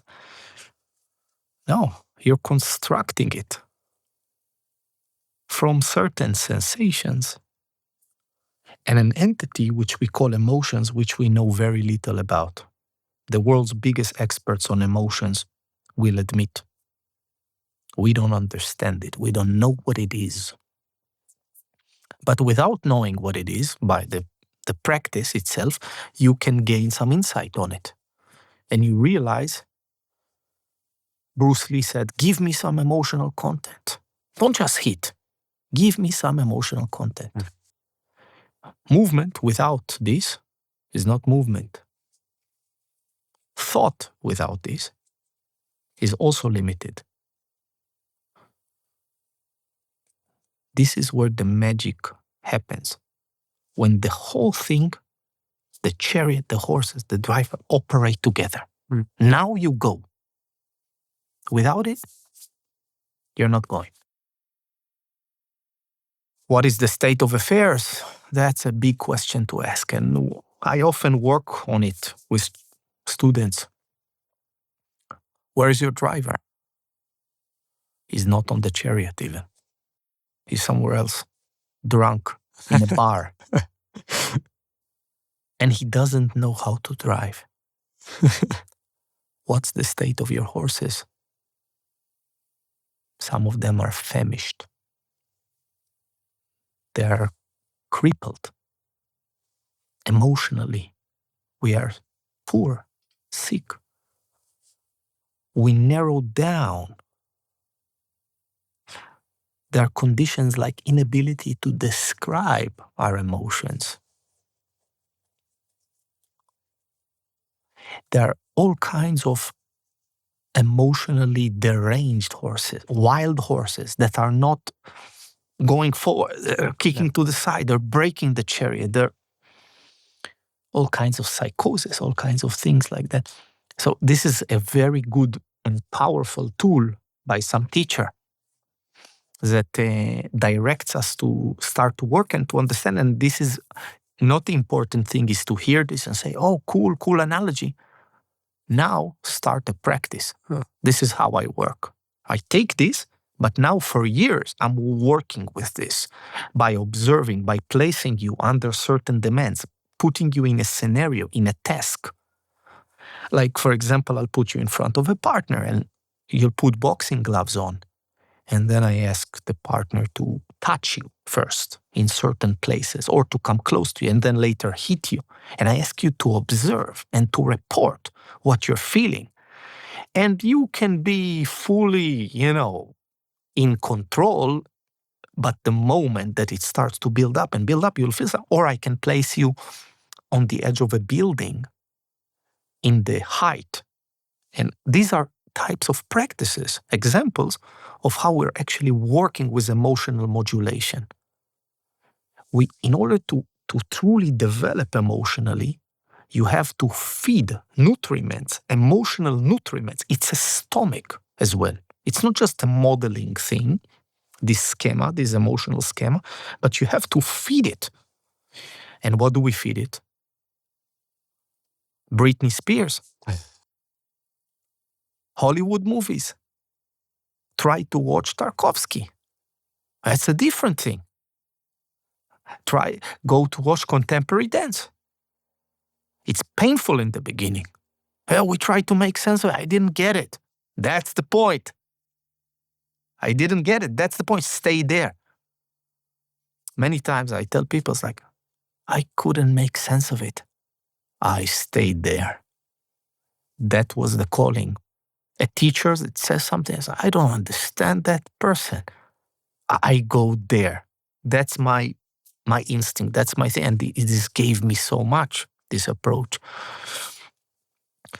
Tom Waits, I mentioned sometimes I love Tom Waits. When I first heard Tom Waits, it was painful. I was like, I need to listen. I need to be here. I need to be in that space. And it's not always, the entry point is not about what I like and what I and also not what I dislike. It's not about that. It's about, I don't understand. Sometimes it's about you dislike what you don't understand. Sometimes you more like it. It depends on certain inclinations. Also with partners. We really got along. I have no interest then. Or I do this really well. I don't have interest in doing what I do well. Okay, I can do handstands well. So I stopped doing them. I'm not interested. There is nothing to be gained there for me more. I can squeeze out of the orange very little. This is a proper approach to practice that is not cultivated when we are children. And if it's cultivated, it becomes second nature. For me, I was asked a lot of questions. My mom. Not given answers. It was all questions. This is part of our culture as well. A culture of you have to ask the questions. You're required not to provide the answers. What is the right question? So much more promising. So another way to look at the practice, to be in the question. This is the name of the area of practice. Answers don't provide a lot. Back to your conclusions. Questions are powerful. They're movement. They're sending us. And the right questions, it's not about answering them. It's about asking them. Bringing them into the world and creating huge, powerful, I need to bring air in. I open the window and the air comes in. I don't pump it with machines. This is answering. So our education that got around, good, 10 correct answers for 10 questions, you got a mark. No, that's not in the real traditions that are really cultivated, some of the greatest thinkers. You see just questions. Indian tradition, Jewish traditions, the Muslim tradition for a long while. all of them contain this quality. I agree that questions in many ways is the genesis of focus. They become the impetus to move our attention into different areas. And I think worthwhile questions can spontaneously arise in a system that doesn't have as much noise it's preoccupied with. What is your conception and understanding of the noise that's in the system internally? I've heard you mention the Weber-Fechner law. What is that for people that don't understand? Weber-Fechner is about the Weber-Fechner physiological law is not just physiology. I allow myself the leap of faith. It is a law that crosses all stratas.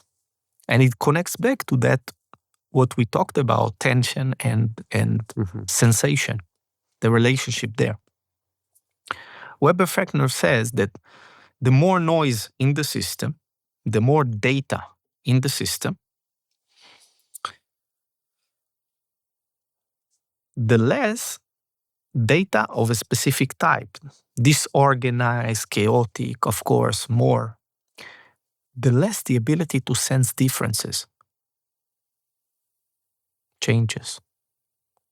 Like, for example, this movement.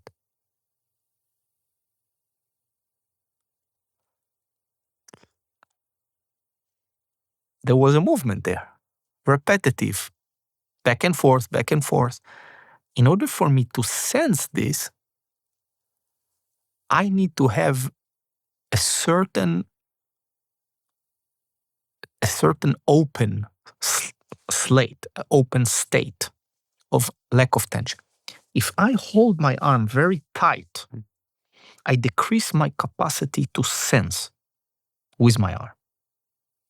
The analogy is holding an iron bar and being blindfolded, and a fly sits on it. You won't be able to detect it.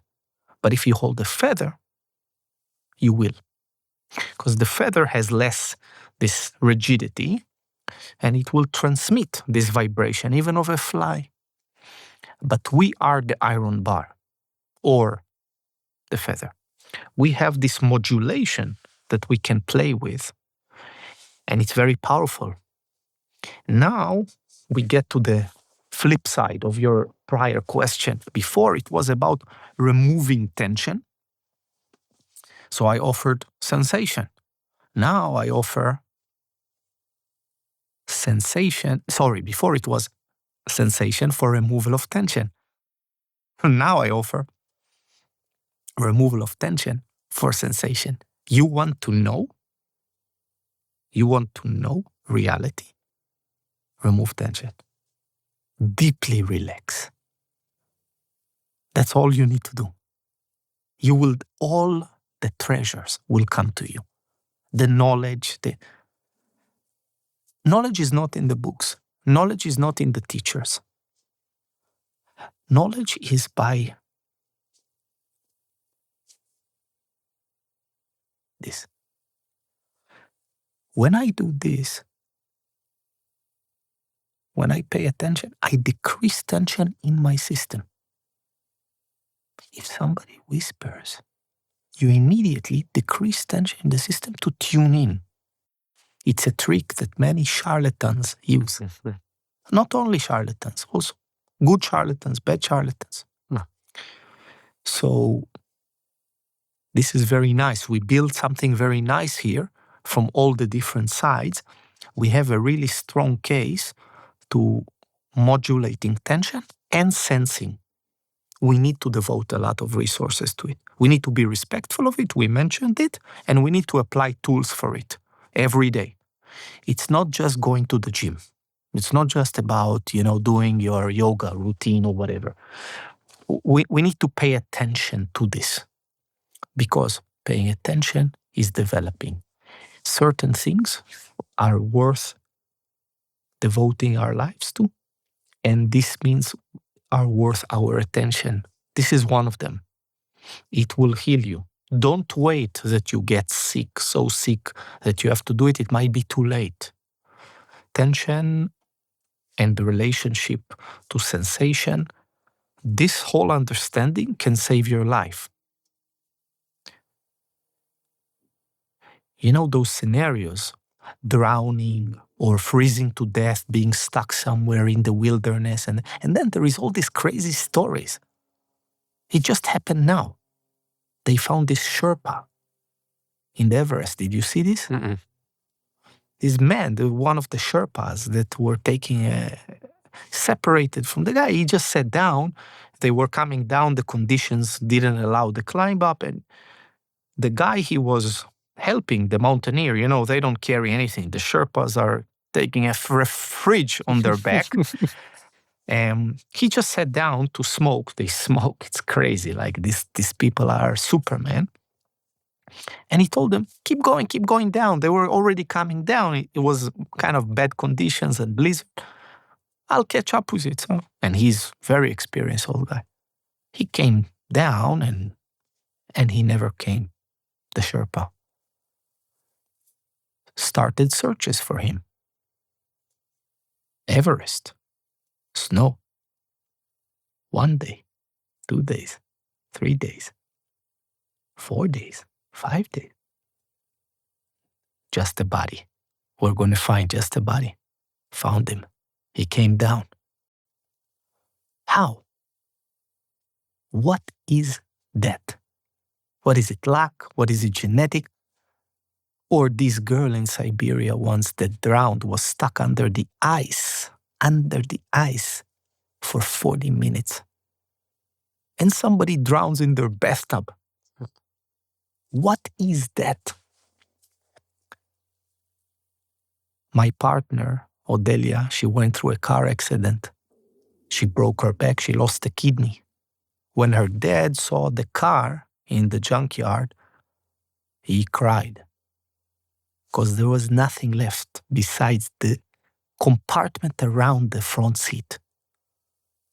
And Odelia, she's an amazing mover. People don't believe that she broke, the back, that she had this severe concussion. How? What is it? What kind of a softness is that? Not rigidity. Nothing can help you when your car is flipped and you're shaken inside this compartment. It's like, so I think, and what happens one day when you get a phone call? A broken heart can end your life. Relaxation, release, deep release, and sensation can save your life and can give you your life. It's something that we need to cultivate from children all the way to, even if you're 80 years old, good, start. It will give you benefits. Reconnect to it. Find a way. There are many ways.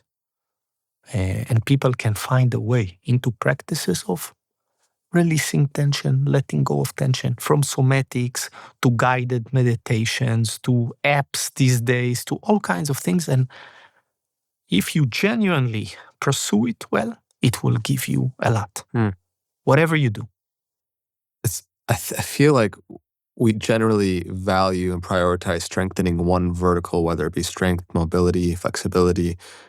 It sounds like you're inviting the more important thing is the adaptability, the ability to change, to evolve, to be with the circumstance and the stress response. Is that how you think and you approach? And of course, the concepts and the words and the models are always going to fail us. But it sounds like you're to improve an athlete or to work with an Alzheimer's patient or a musician or a physicist, you're bringing to them something that is making the system stronger as a whole, which is where they're weakest, right? Yeah. I can also isolate something. We never isolate. It's impossible. It's always affecting the whole system, but you can try to target it more here and there, and that's okay. But the most important thing is driving the car. We became the movement people, and not only the movement, the psychologists, everyone. Car mechanics. You're not driving even the car. This is not the game. You're just fixing these pieces. You work on the engine, but you don't know how to drive. This is something else. So that's why the hybrid, the task, the complex scenario is the most important. Mm-hmm. Now the car mechanic has its place. People who call themselves movement people, people who pursue, people who were inspired also by me and by others. And oftentimes I see it as this has nothing to do with movement. They don't even move. Mm. And here's another shocker I saw inside myself. I said before, I don't even feel movement. That was my realization with myself.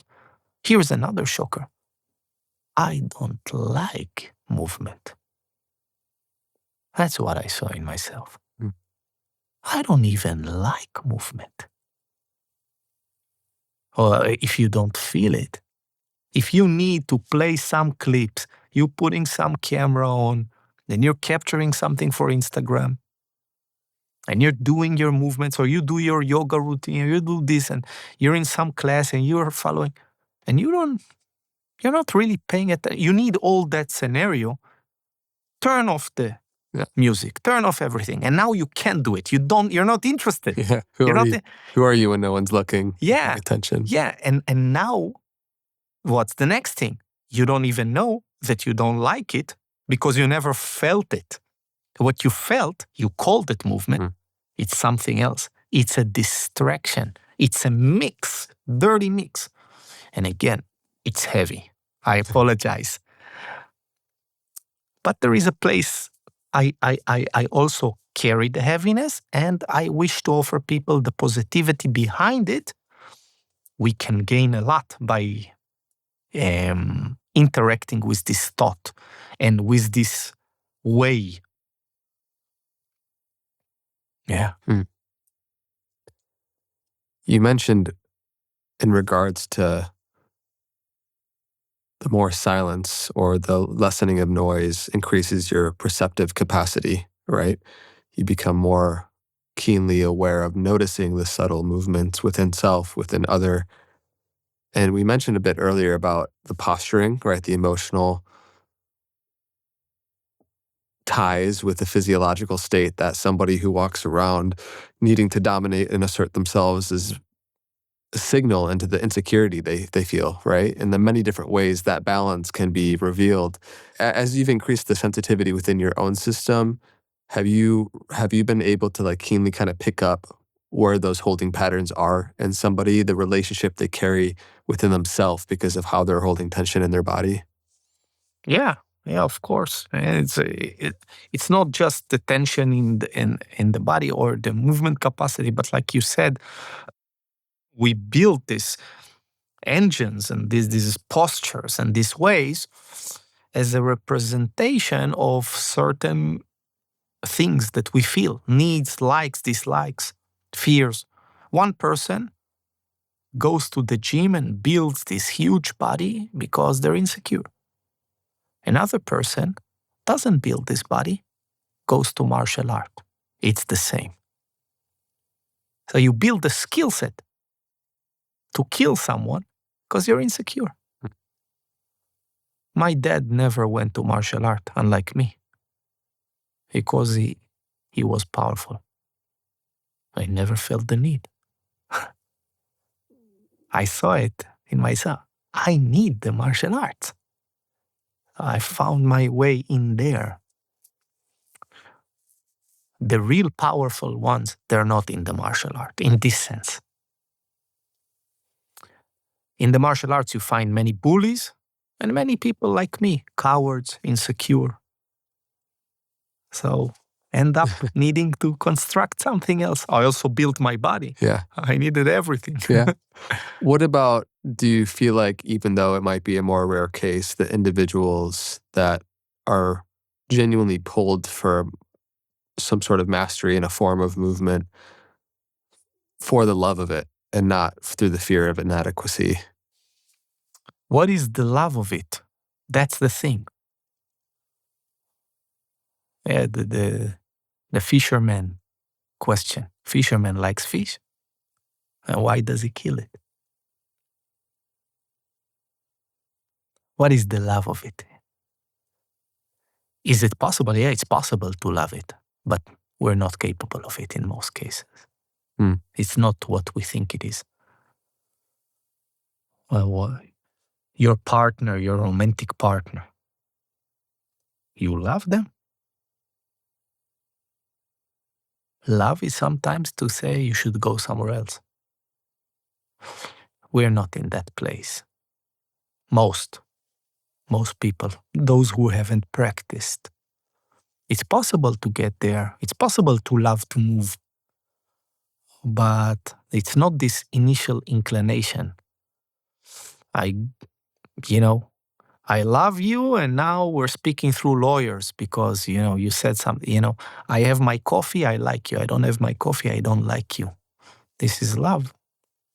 We like to speak big words. The practice notifies you of what you really have. At least it was for me. And I didn't have much. A lot of stories, a lot of lies to myself, a lot of ideas. You know what I discovered? My strength is my weakness, and my weakness is my strength. There's a lot of humility in that as well, huh? Maybe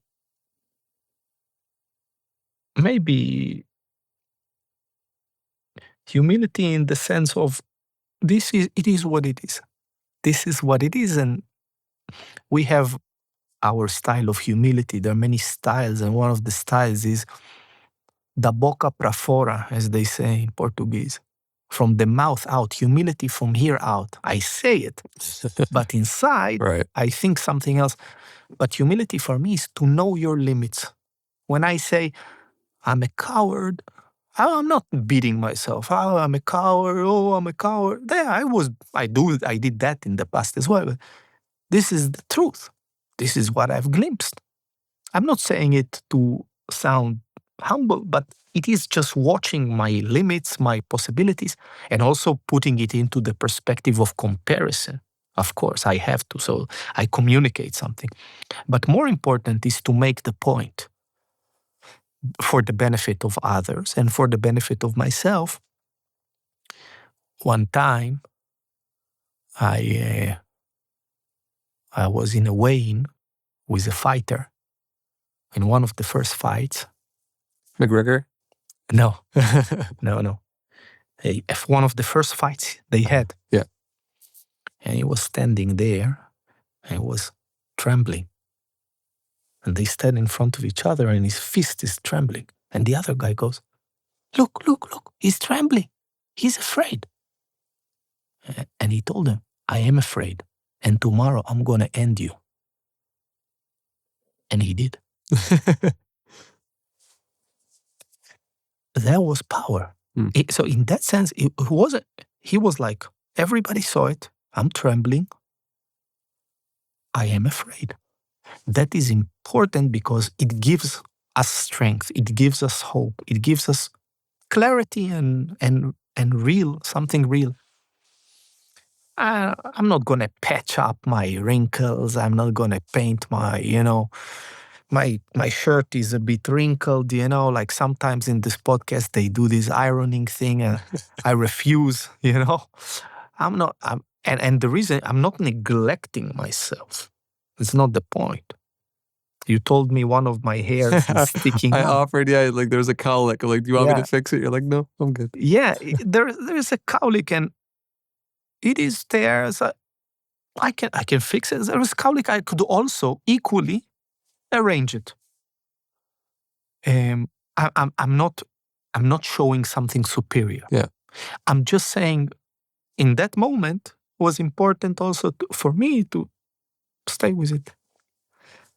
Maybe I look a bit funny, maybe something, is not, maybe I have a booger a bit sticking out or something, there is beauty in the imperfection and there is importance in it and we have to feed it back into our lives. And like I said, the nice thing yesterday from Huberman, that the pendulum swings back. Because of this too perfected thing, there is a comedian, he said something about all these treatments that women are doing these days, and he said, you can look old or weird You have two choices. So it's like, and you know what? Both are equal. Okay, you do take care of your wrinkles. It's not superior, but it's the same in the end. But it's more about the observation. Yeah. And then I can ask myself, you have children? Yes, no, doesn't matter. You don't need to make children now to be okay, to be whole, and you don't need to remove them to start to practice to be or something. But the realization of it, the deep questions, get you to ask yourself, do I want to have children in a much more deeper way and a much more honest way? Or do I want to fix my hair, or do I want to engage with this or with that? By the way, it's related also to my cowardice, but also to my intelligence. In the sense that I know that fixing my wrinkles is dangerous. I am smart enough to realize it. From here to there, I wake up 20 years forward, I'm in a totally different place by trying to hunt down these things, or longevity, to pursue longevity. I'm not a longevity guy. I'm a bit nauseated by it to be. Or I once said in a lecture, bringing your children into this world is probably the most selfish thing a person can do. My mother attended that lecture. She smiled. In the end of the lecture, she came to me, she said, "You're right, but raising them is the least." I say, perfect. Perfect, correct.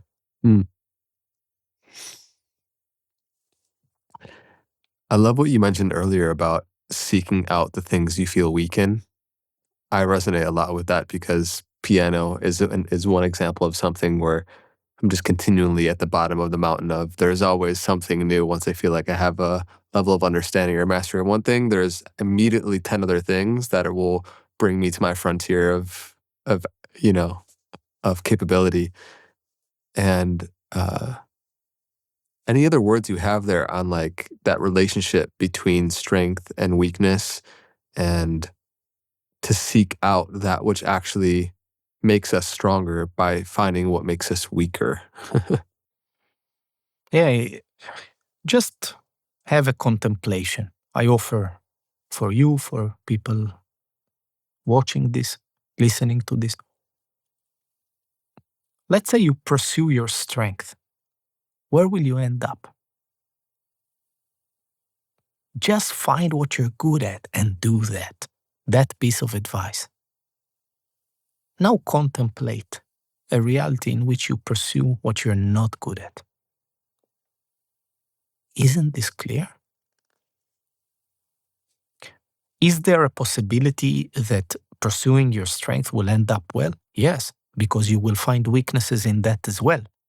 It's layers, but you have failed to align with the approach across all stratas. So there is more for us in the weakness. But it shouldn't become a sadomasochistic thing, because that is also mechanical and automatic and takes out all the beauty of it.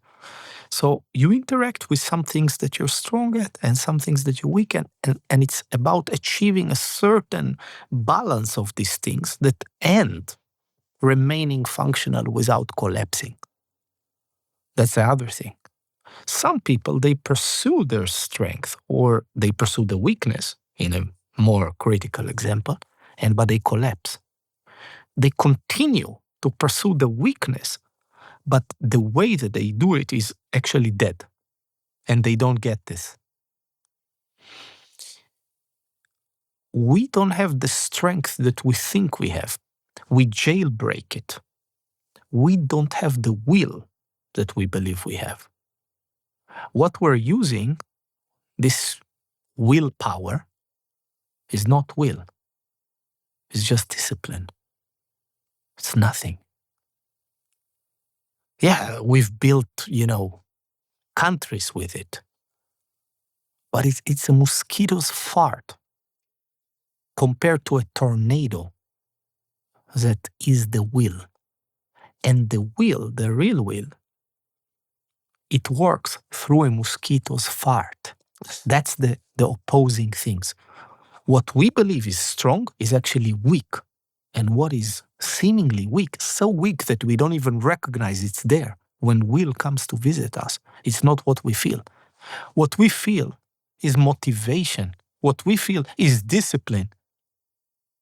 So either I just force myself to do what I don't want to do, or I make myself want to do it with motivation. Both of them are not will. Will is there when it remains so that you don't want to do it.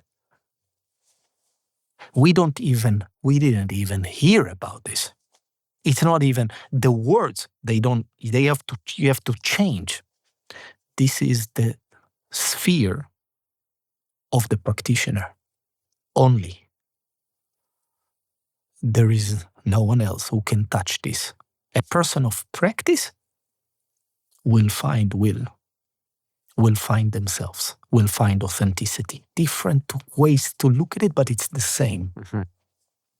Will is sequentiality, the ability to do what you want to do, even when you don't want to do it. Not by making yourself want to do it. Yeah. Be careful. You take it away from yourself. Every time you change to this.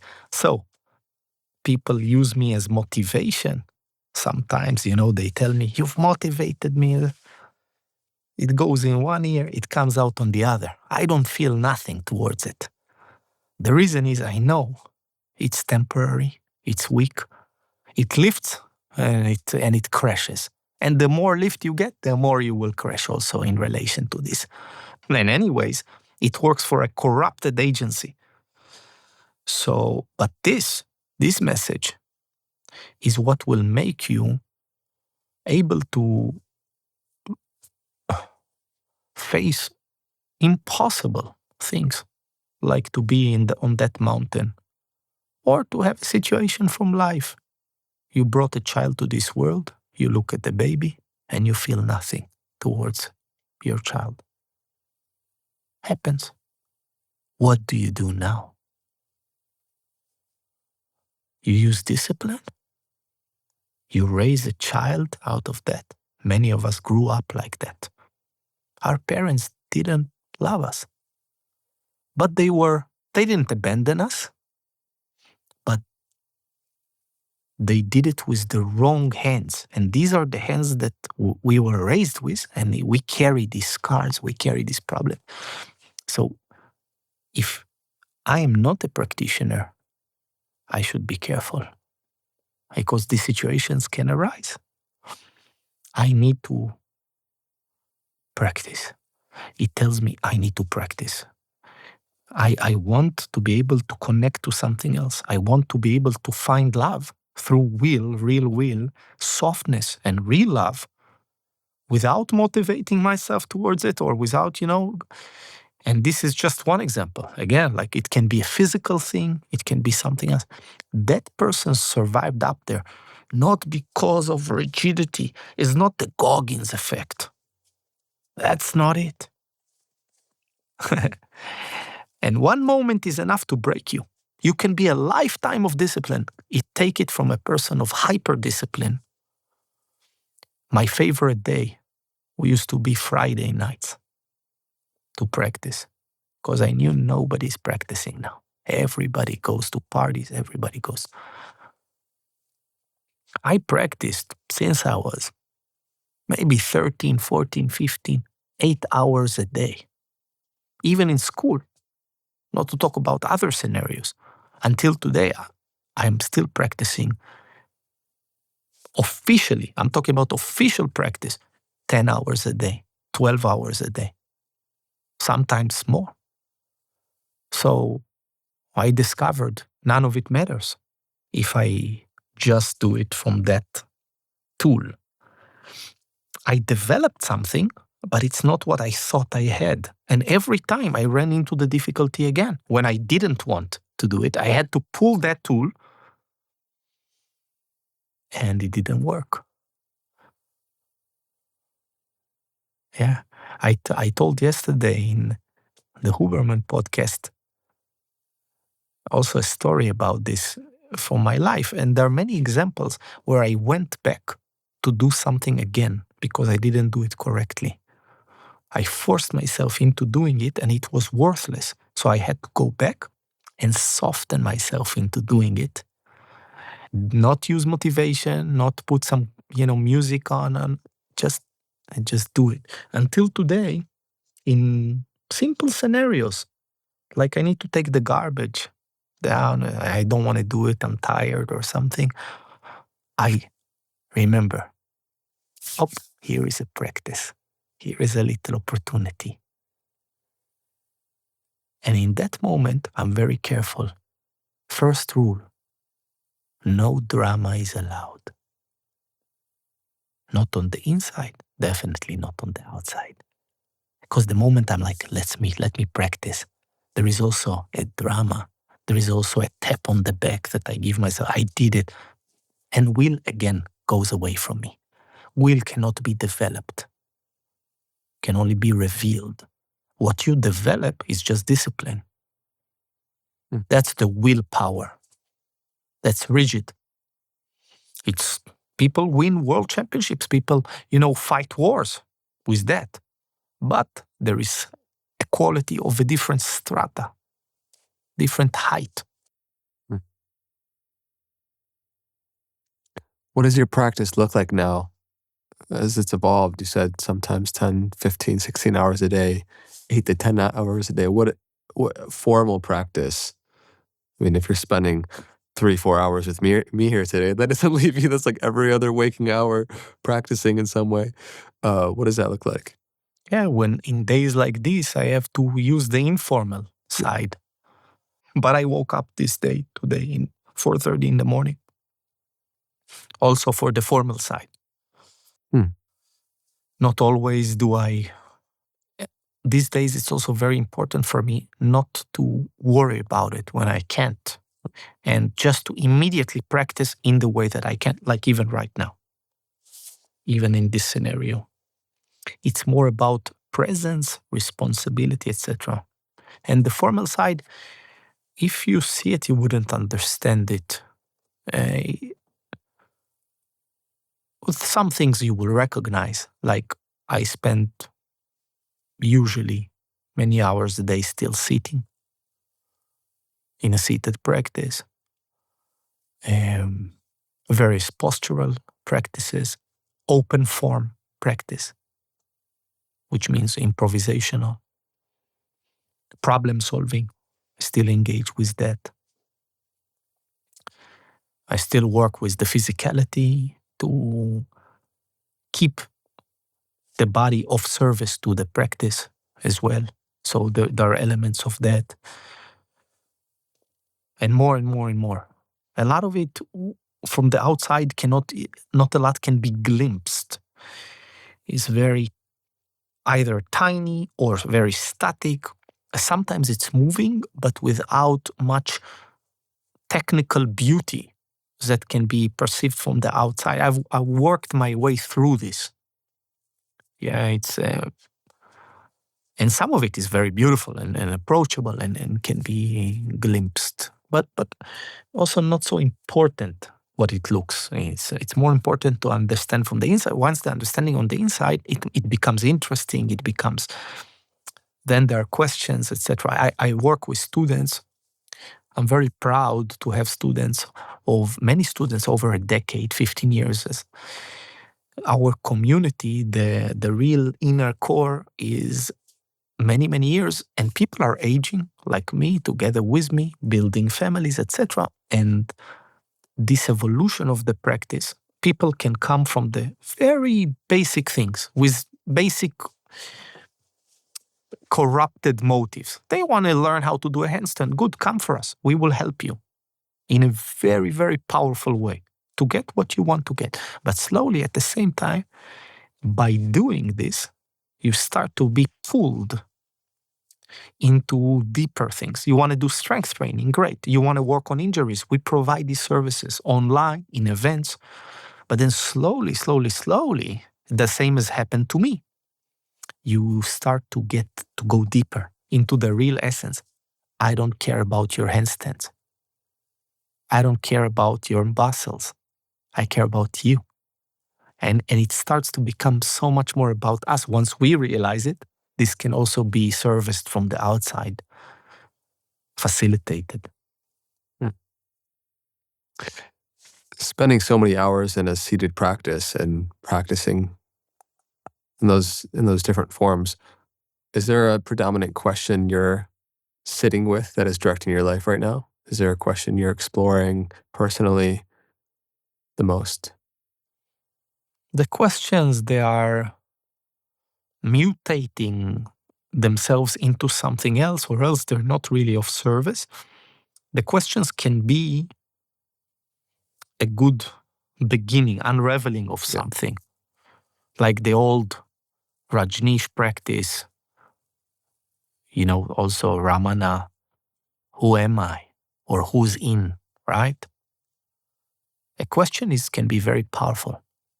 But by the time you've asked it 1,000,000 times, you realize it's not what it was, right? So I'm not necessarily currently like working with such a thing, but I have in the past. Yeah. There is the practice of just sitting. It's advanced, I believe. Some people are offering it very early, like in Zen circles. Sometimes it's the primary tool. I believe it's nowadays less and less good starting point. Anything can be a starting point in a way, but I did build up myself to that place, and that at times sometimes I need some other things. I need certain tools. It's always a drawing, a painting. It's always something like every day is a piece of art. We are all artists, and our lives is our art, as Steiner said. In this sense, we have to design the practice in this way. Every sit is not just I'm here. Here I am. Boom. Here's the pillow. Boom. I sit. But there is an opening. There is a warm up. I have a friend, Martin Kilvadi, a good friend. He's a dancer. And he once told me something that immediately resonated with. He said, I just love the warm-up and the warm-down a lot more than the thing itself. Yeah. And it's so resonated with me. Why? Why is that so much often present? Because the warm up, it has a process to it. It's not about the up or the down. It can also be the down. But the thing itself sometimes lacks the process. But if we take this quality, so I believe the sit, sometimes people, I sit every morning at 5 a.m. For 20 years, I didn't miss a day. Sounds like you don't have nothing. It's not the high practitioners. It is a step along the way. It's important I failed to mention it. Discipline is super important. Motivation is a good tool, but there's scaffolding. You build it in order to build the real building, and you got to get rid of it. Mm-hmm. But if you don't have discipline, if you didn't cultivate discipline, forget about it. My path is the path of ultimate effort. There are many paths. My path is so much effort that you're not even allowed to make an effort. So it's the ultimate effort. You can look at it this way, or the other way to look at it is it's not the path of effort. But I prefer to look at it this way because it is more winking at us. It is more... Yeah. The hard thing to do is to make incredible efforts without even being able to contract against it. You have to do it. You have to go to the dentist and you say no anesthesia, and you soften. You say, it's drilling in. This is why it's so much of the effort in many ways, but you don't experience the pain in the same way that we think we do. We're so afraid to release ourselves in the moment that the suffering comes that this is actually more painful than the pain itself. As Sam Harris says, I can't bear it. You're already bearing it. I can't bear it. You know, this thought, the fear of fear is much worse than the fear itself. Just the fear itself is not that bad. Yeah. It's a really important perspective. I know at different points in my life, my practice, which was very disciplined and almost militant, can quickly become this thing that you feel like you should be doing, and it sucks the spontaneity, aliveness, improvisation, and the real presence from the practice. You know, it becomes dead in a sense, so mechanical. And I appreciated that you said it is an important part of the path. And then eventually, like the level of mastery, which I don't necessarily love that word, but the Taoists have a saying, a maxim, that the master does nothing, yet leaves nothing undone. And to me, it's really resonant of that place of doing without this identity of personal doership, doing without the identity of being the doer. Choiceless awareness. Mm. It's a very good combination of words. Mm-hmm. It's a very important flavor to connect to, even if it's weird. It's like maybe it's a dish right now, what you said and what we came to here. You really made it a point from the moment I stepped in and to align with what will happen. Let's see where this conversation will take us. I appreciate it. Or taking pauses to ask a question, to contemplate, or to look at notes, or I appreciate it. There is an honesty, don't need to play any games, and you placed yourself in this way. So maybe we got now to a point where the flavor is a bit weird. It's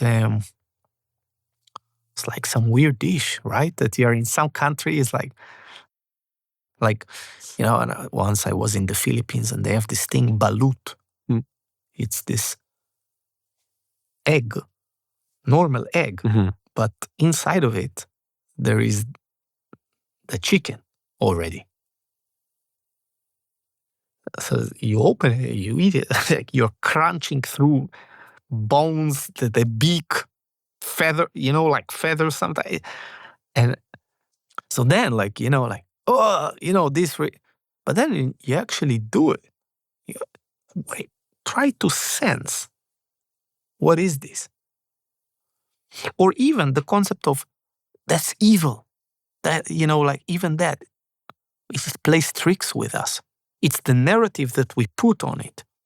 Wait, sense the taste of this weird place we got to.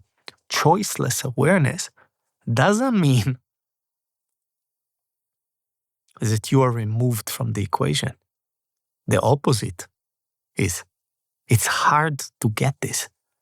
The fake, the personality, what we cultivated, what we stole from the world, we copied, is not really ours. That's what gotta go.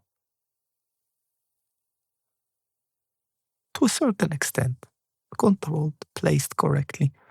But the deep essence, the purity, comes out. That's why it's choiceless, because you, that fake you, in that sense, don't get to choose. But the deep you is now engaged. This deep you that you're engaging, like, not who am I, but what am I? I feel like when you go on that journey of exploring and inquiring experientially, you first realize all these things that you are not, you know? I'm not this, I'm not that.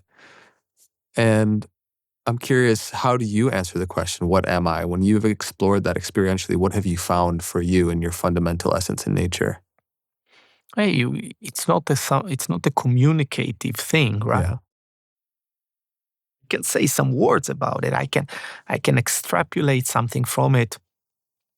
I'm very careful with this because I'm already doing more than I should in most cases. That's what I feel in the end. Because leaving these undone pieces will get people will get more going. The questions, not the answers. If I leave something undone, like the old trick, the old hermetic trick, you only count to 9, never count to 10. What's the trick about it? You do reps. Let's say you do push-ups. You only count to 9. Why? Because people got accustomed to count to 10. So what will happen when you leave it at 9? The count continues. And that's what you want. The pondering continues. It's undone. It's not perfect. So in this sense, maybe it's the mystery is important. It is important. Mystery, the sense of mystery, the aesthetic intensity that we call mystique, mystery, awe, is something missing in most of our lives. I'm in awe of this thing, and with myself, and I don't, necessarily have these, answers.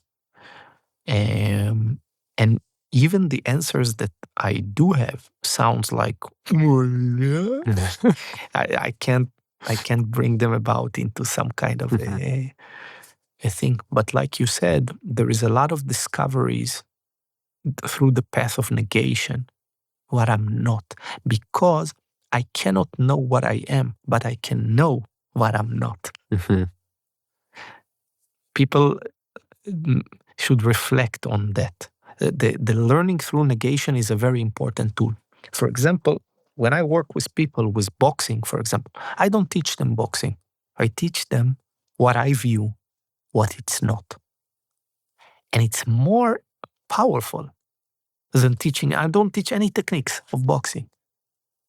No, I'm not a boxing teacher, but I like to work with this quality like other things. So it's a very powerful way to realize, to inquire, and the only answers that comes is no. Never yes. Is this it? No. Is this it? No. Is this it? But, as it's mentioned in the old scriptures, it's not it, and it's not it. That's the other side. Don't confuse the fact that it's not, that the answer is not, and now you think you got something. It's not that as well. So it's the ultimate negating thing, because it negates something fake, something incorrect. Negate the negation as well. Yes. What is negating in this way? Our morality, where we ended up, it doesn't work. Our democracy, that's it. It's at the end of it. It doesn't work. It had good intentions, but it was already distorted to begin with. It's already containing. We don't need morality. We need conscious. Now we have morality. Okay, don't do this, don't do that. You don't kill me, because you will go to prison. We don't want that. We want a society of individuals who don't kill or kill as well. Through the openness of the question every time. No merit certificates holding us together, that if we want to separate, we need to go through a process with lawyers that will take years. Every day, turn your head in bed in the morning to the other side. Choose again. I stay. Have a backpack ready. Have your suitcase ready. Can go any moment. Have it ready in the room. Have your stuff. That's the place you want to be. That's the partnership you want to have. I don't own you. You don't owe me anything. And the same thing I cultivate towards the practice. I practice many hours and this and that, and any moment it can go. And it's okay. I wake up and sometimes I don't want to practice and I don't practice. I've learned to appreciate that, just to end up realizing I'm practicing even more. Mm-hmm. So, great. The paradox is often present when good things are, the real good things, truth. Truth is the paradox, the paradoxical. If it's not coming in this flavor, it's probably not. That's why the conclusions, the answers, they're not. Yeah, it's part of the conundrum with, doing this podcast, having so many conversations, speaking about something which in essence is ineffable. And we should continue to do that, Yeah. and to be of service. And it's also like taking the car apart, making models. People ask me, shall I write notes? Yes. I like it. No, it's also okay. But you don't have to read them even again. Make models, crumble them, put in the garbage, make more models the next day. It's okay. Part of the practicum. Have conversations, have different ways, outlooks, perspectives, but also never think you grab the hold of something. If I come from a place that shines out something like I know, here it is again. I don't. This is the place I stand at, and I cherish it. I want to keep it this way.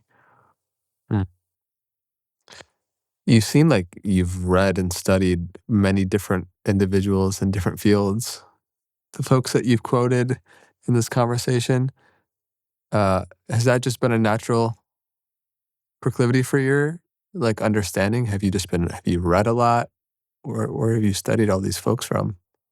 I've read a little bit. Yeah. It has been good verification to read.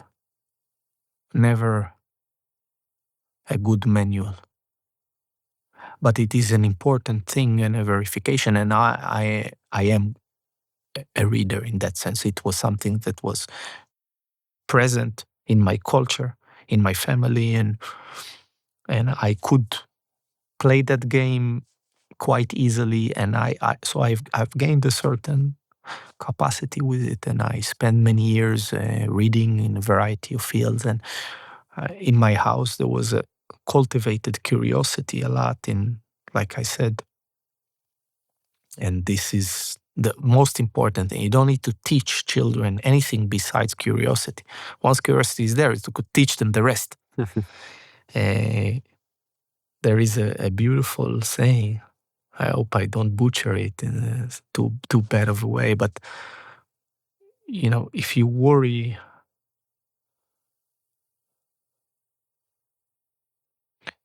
there are a few sayings actually. There are two that comes to mind, but one of them is, a bad teacher teach what they don't know, what they don't understand. They aim to teach it. What they don't understand is more correct. Maybe they know it, but they don't understand it. A better teacher teaches what they understand. An even better teacher teaches what they can do. And the best teaches what is unknown yet. And in that cultivation, you find curiosity, you find playfulness. Those are major, major, major tools that we have to really and cultivate every day. I still do. With myself, I'm in a play mode, I'm in a playful mode, I'm in a curious mode. I'm going around the world in different places, to different traditions, in different practices. I'm investing a lot in learning, in bringing teachers to work with me, to study various pieces. And it is a very important trait. And that led me to read. And in the beginning, I thought I was learning. in that sense of like, I tried to apply, but I discovered it doesn't work. And then later, because that corrupts you, a lot of reading. That's a corruptive thing. Just like the body can corrupt you. You can become overly identified with it. Mhm. And then later I realized the real benefit of it is some kind of a supportive thing, some kind of a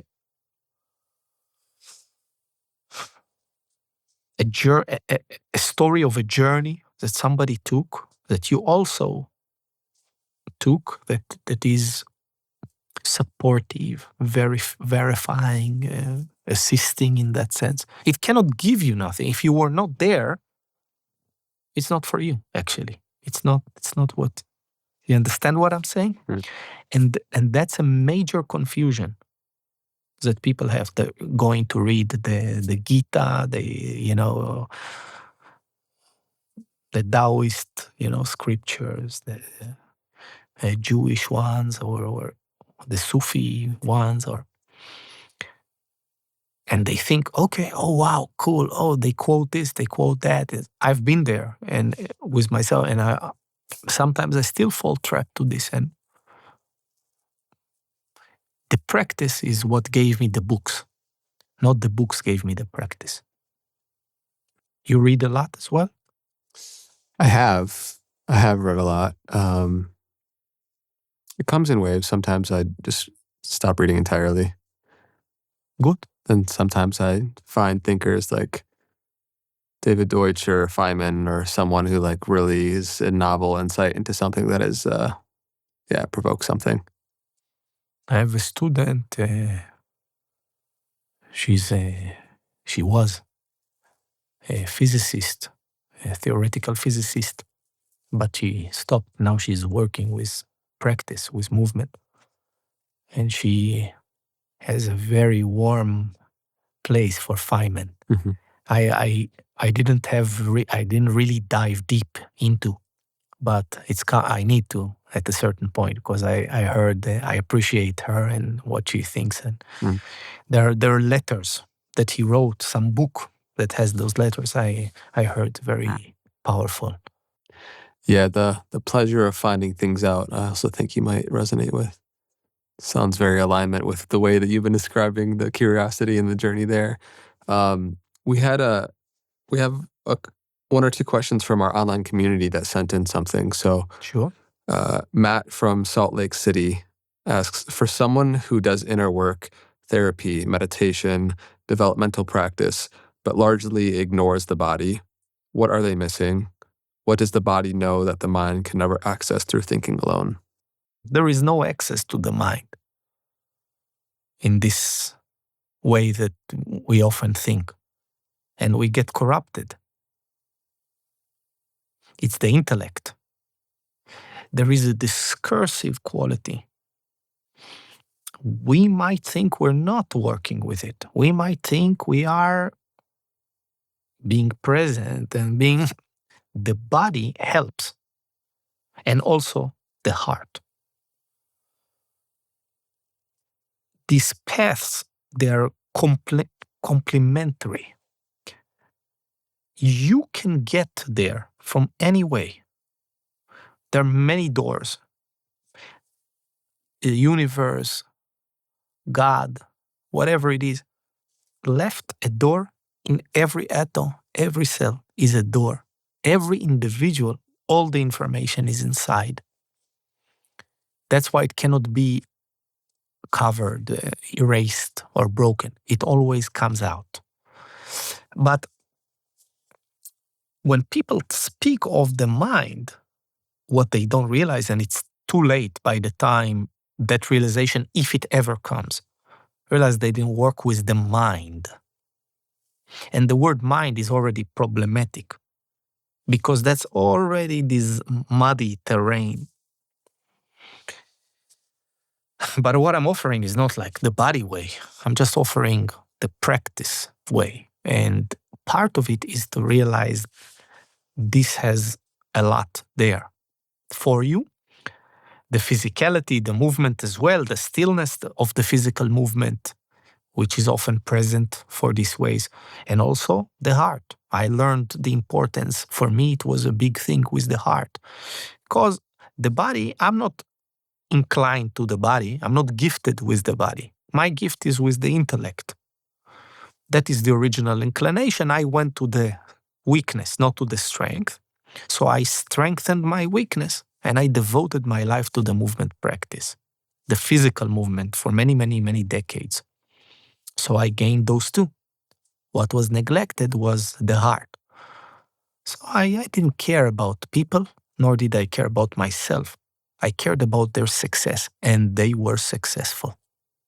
I've transformed the world around me, everyone that I touched, and they all hate me. I didn't care about them, I cared about their success. I could twist it into some kind of a greater good. That's not what I'm suggesting. I learned not that it's important to be loved. No, that's not important. That's a corrupted motive as well. But I've learned the importance of the balance of having the heart in it. So it doesn't mean to care for people, but it means to be in an emotional strata as well when you are at practice and devoting things to it. That's what I'm suggesting. The body will give you flavors that it's very difficult to get otherwise, and the heart will give you the way of the path of the heart. There are all these flavors already existing in all these figures. Jesus Christ is the way of the heart. And then Buddha is a very different flavor. Mahavira, very different flavor. And it keeps going like this. Abraham, that figure, very different figure. Padmasambhava, very different flavor. And on and on. Muhammad. So that's maybe a useful bit. What was the catalyst for the heart for you? Was there a predominant? Failure. Yeah. Not that there is a success, but just like this doesn't go anywhere. I'm stuck. Here is the body. I've achieved freedom. A certain critical mass. There is no ultimate freedom, but I could do a lot. I could, dance, fight, perform acrobatics, manipulate objects, do extreme coordinational things, move beautifully, efficiently, solve problems. I could always improve this area, that area, but I could do a lot. Intellectually, the same thing. I could play many games with my mind. I'm really gifted actually in music. This is maybe the natural inclination. I never took it. But when I was a child, I was, already in school, we used to play instruments. I used to sing in the choir. And my sister is working with it. My young sister, Gili, she's a musician. And also my big sister, we all sang. And so the inclination was, this was the missing piece, which I totally pushed away. And my family is the family of the heart. I was the exception. I became the hard.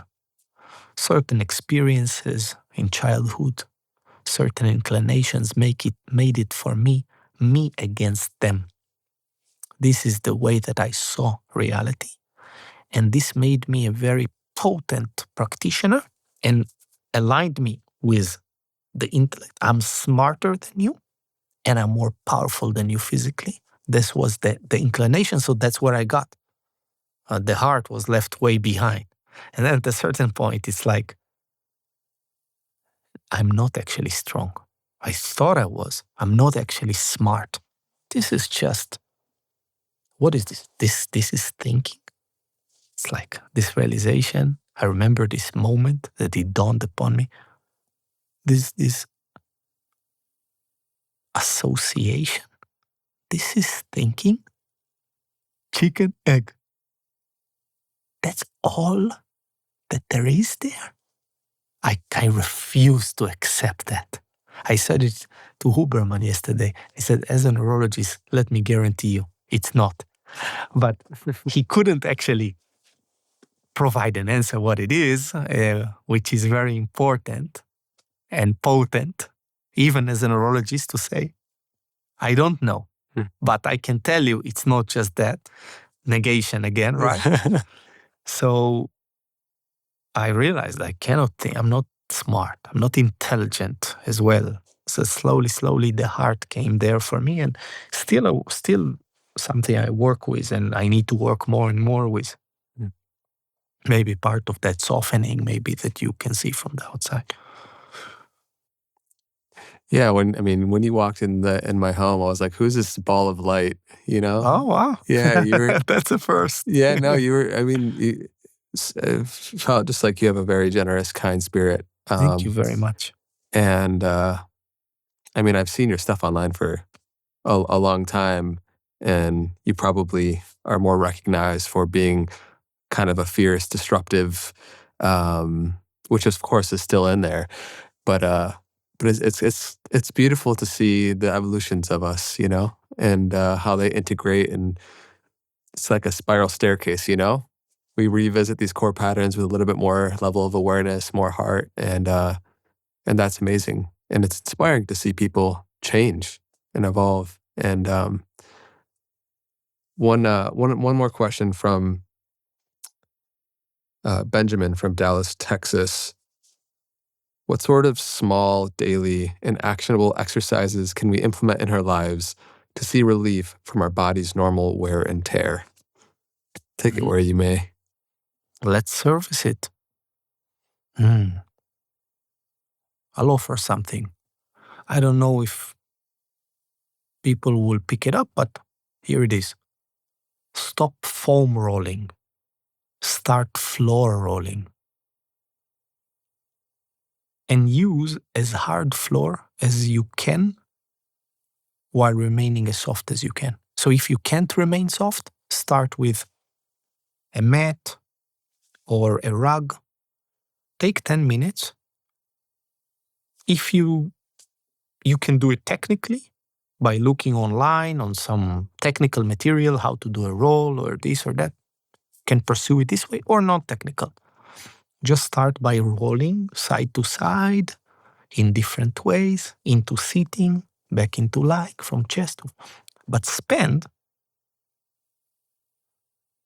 5 to 10, up to 20 minutes doing it without stop. You can put music on to help you, to immerse yourself in it, and see what happens to your body. Recently, well, it's now been a while, but we are also taking people into certain expeditions. They're not just expeditions is the normal way, but they're more pronouncing what happens during an adventure. There is a practice there, and they really latch on to this. And we went to this very traditional culture, 3,000-year-old culture. Nothing there, very hard to get in, to get out. No electricity, nothing. No chair for like 11 days. Sleeping on mats that are not much more than a yoga mat. Yeah. What happened was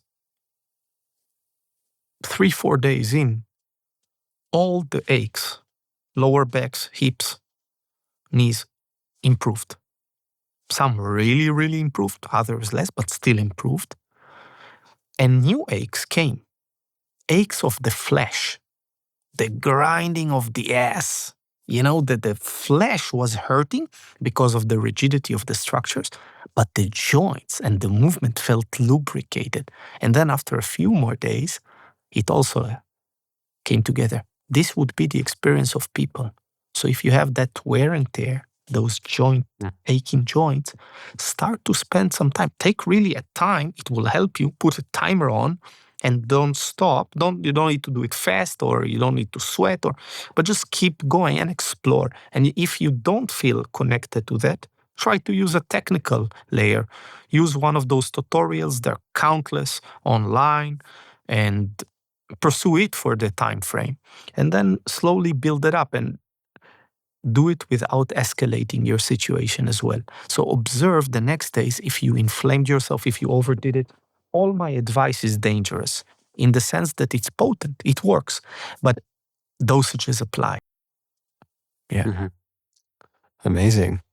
So lay on a hard surface, 5, 10, 20 minutes, roll around and experiment. Roll around. Some of it can be crawling, but not so much using the hands, quadrupedal. Mm-hmm.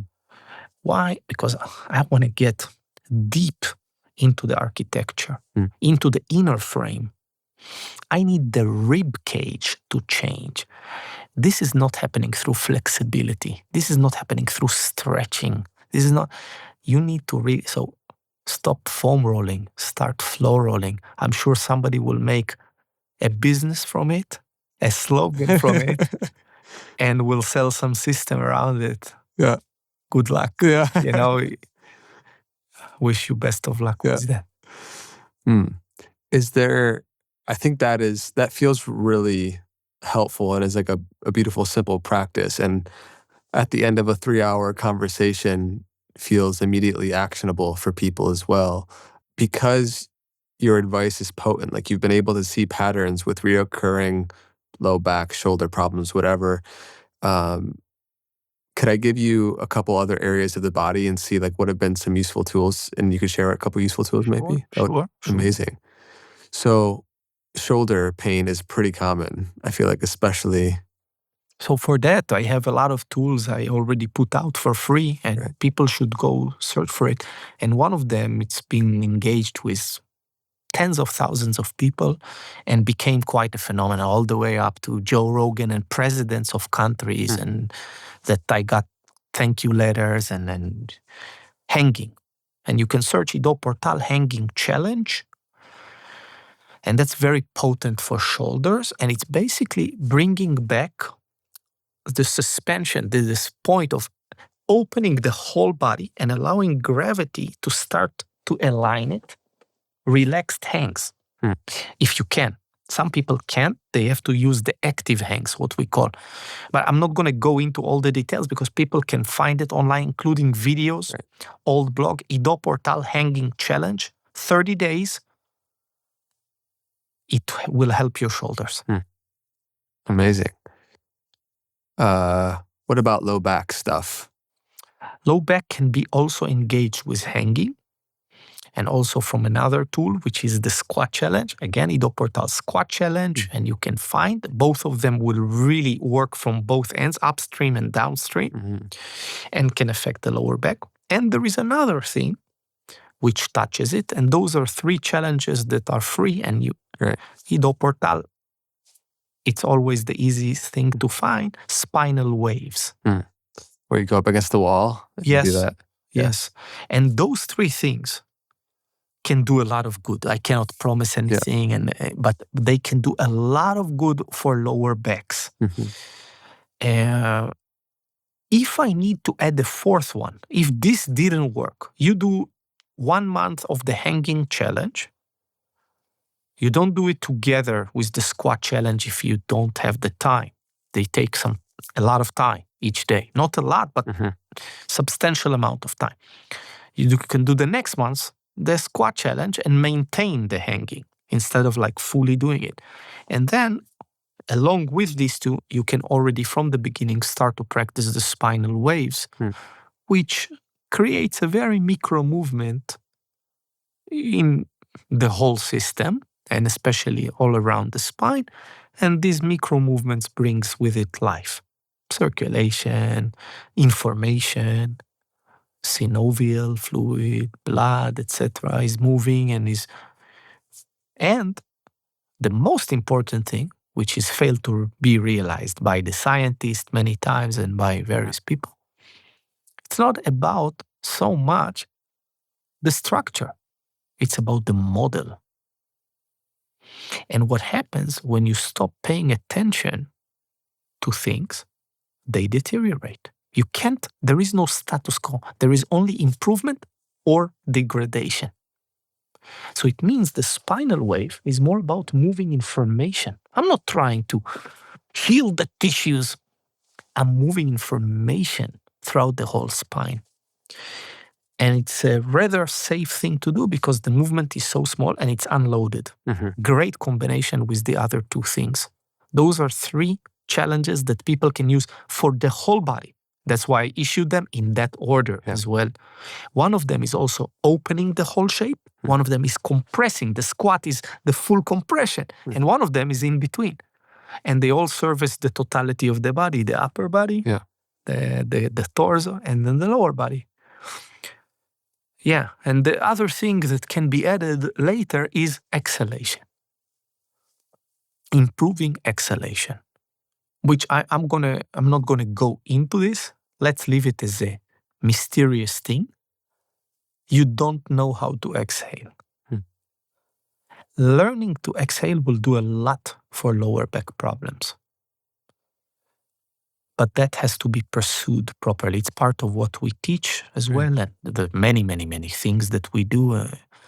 And this is a very potent tool. And people can also explore by themselves in various ways and to realize the depth of your exhalation, the quality of your exhalation. I thought I knew how to exhale. I more knew how to inhale than to exhale, but also the inhalation was not great. It cannot be without full exhalation. And the exhalation, hence, is a very potent thing, as the ancient yogis realized as well. There is a lot of work with the exhalation in yoga. And the inhalation is oftentimes left as a self-arising entity in many ways. I resonate with that.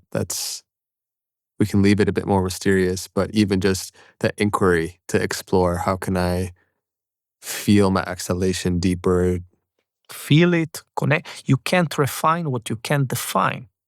We have to feel the exhalation and we have to improve it. And by feeling it, by sensing it, we can improve it.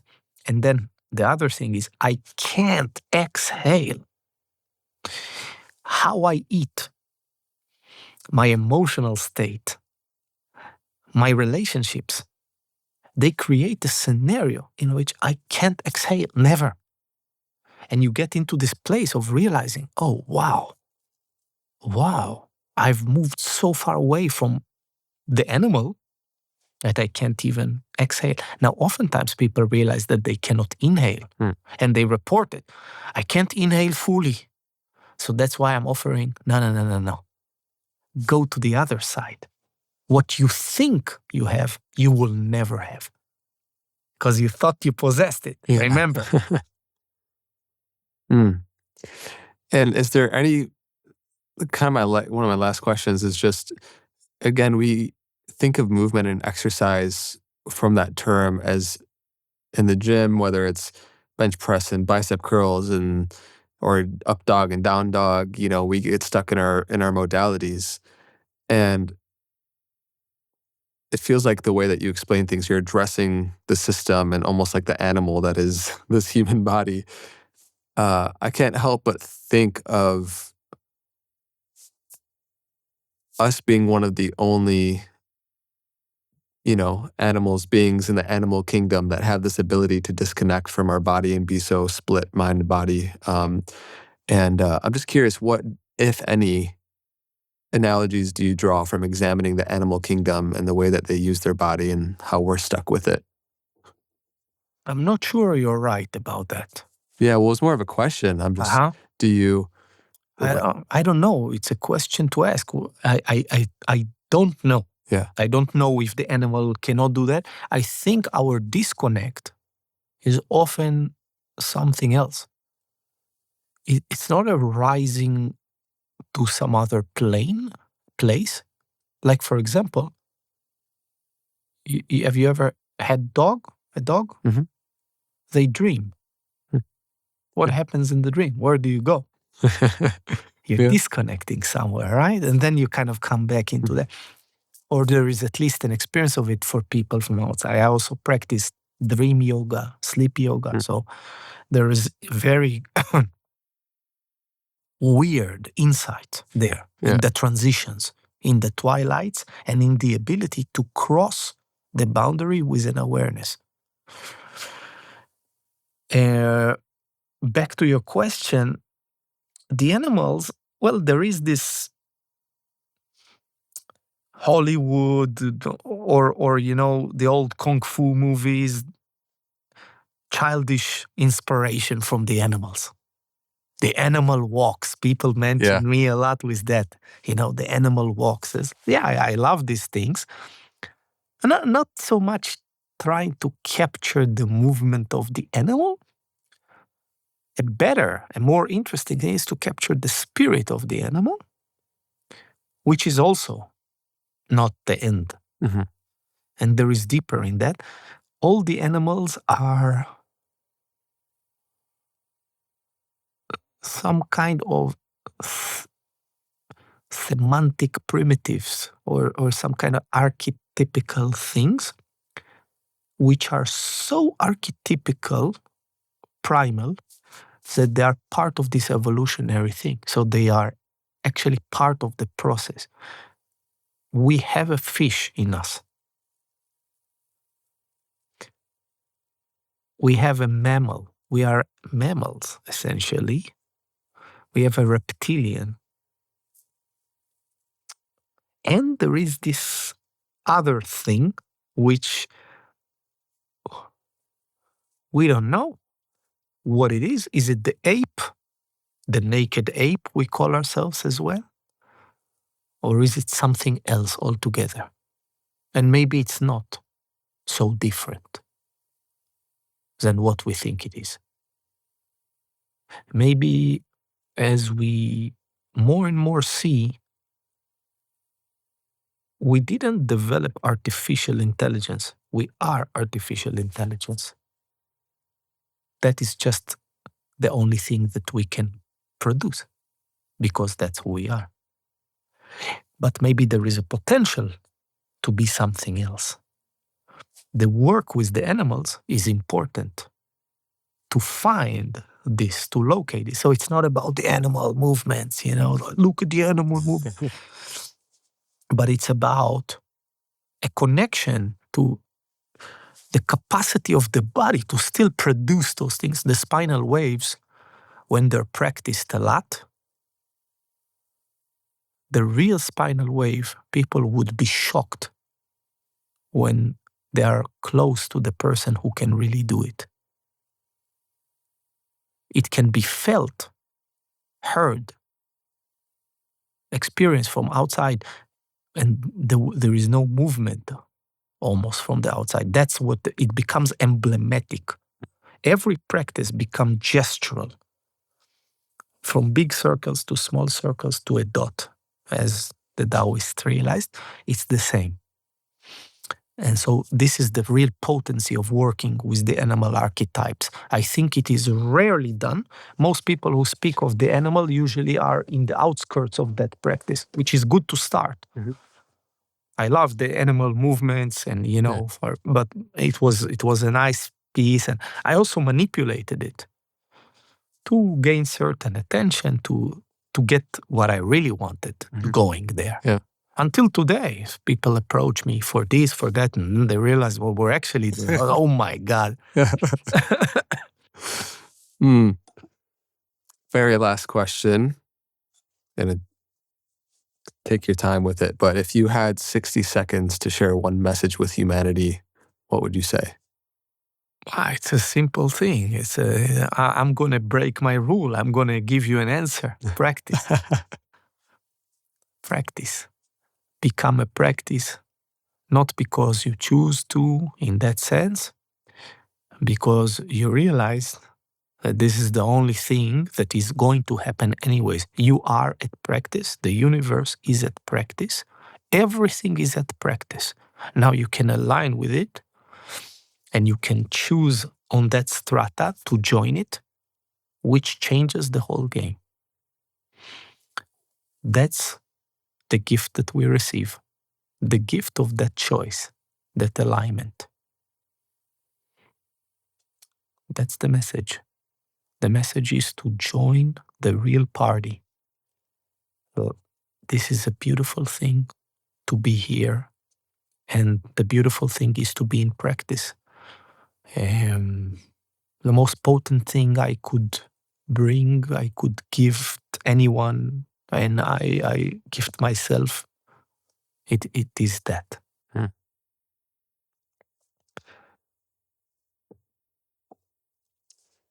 This conversation and in your work has inspired me to deepen my own practice and bring more aliveness and change it up, examine where I've been stagnant in it. And it's been a very alive and fun conversation. I enjoyed it as well. Yeah, it was great, man. We're going to leave links down in the description where people can find you, stay connected with your work, find those tutorials, explore their body, all of it. That's it for me, man. Thank you so much. Thank you very much. Yeah. All right, everyone. Until next time, be well.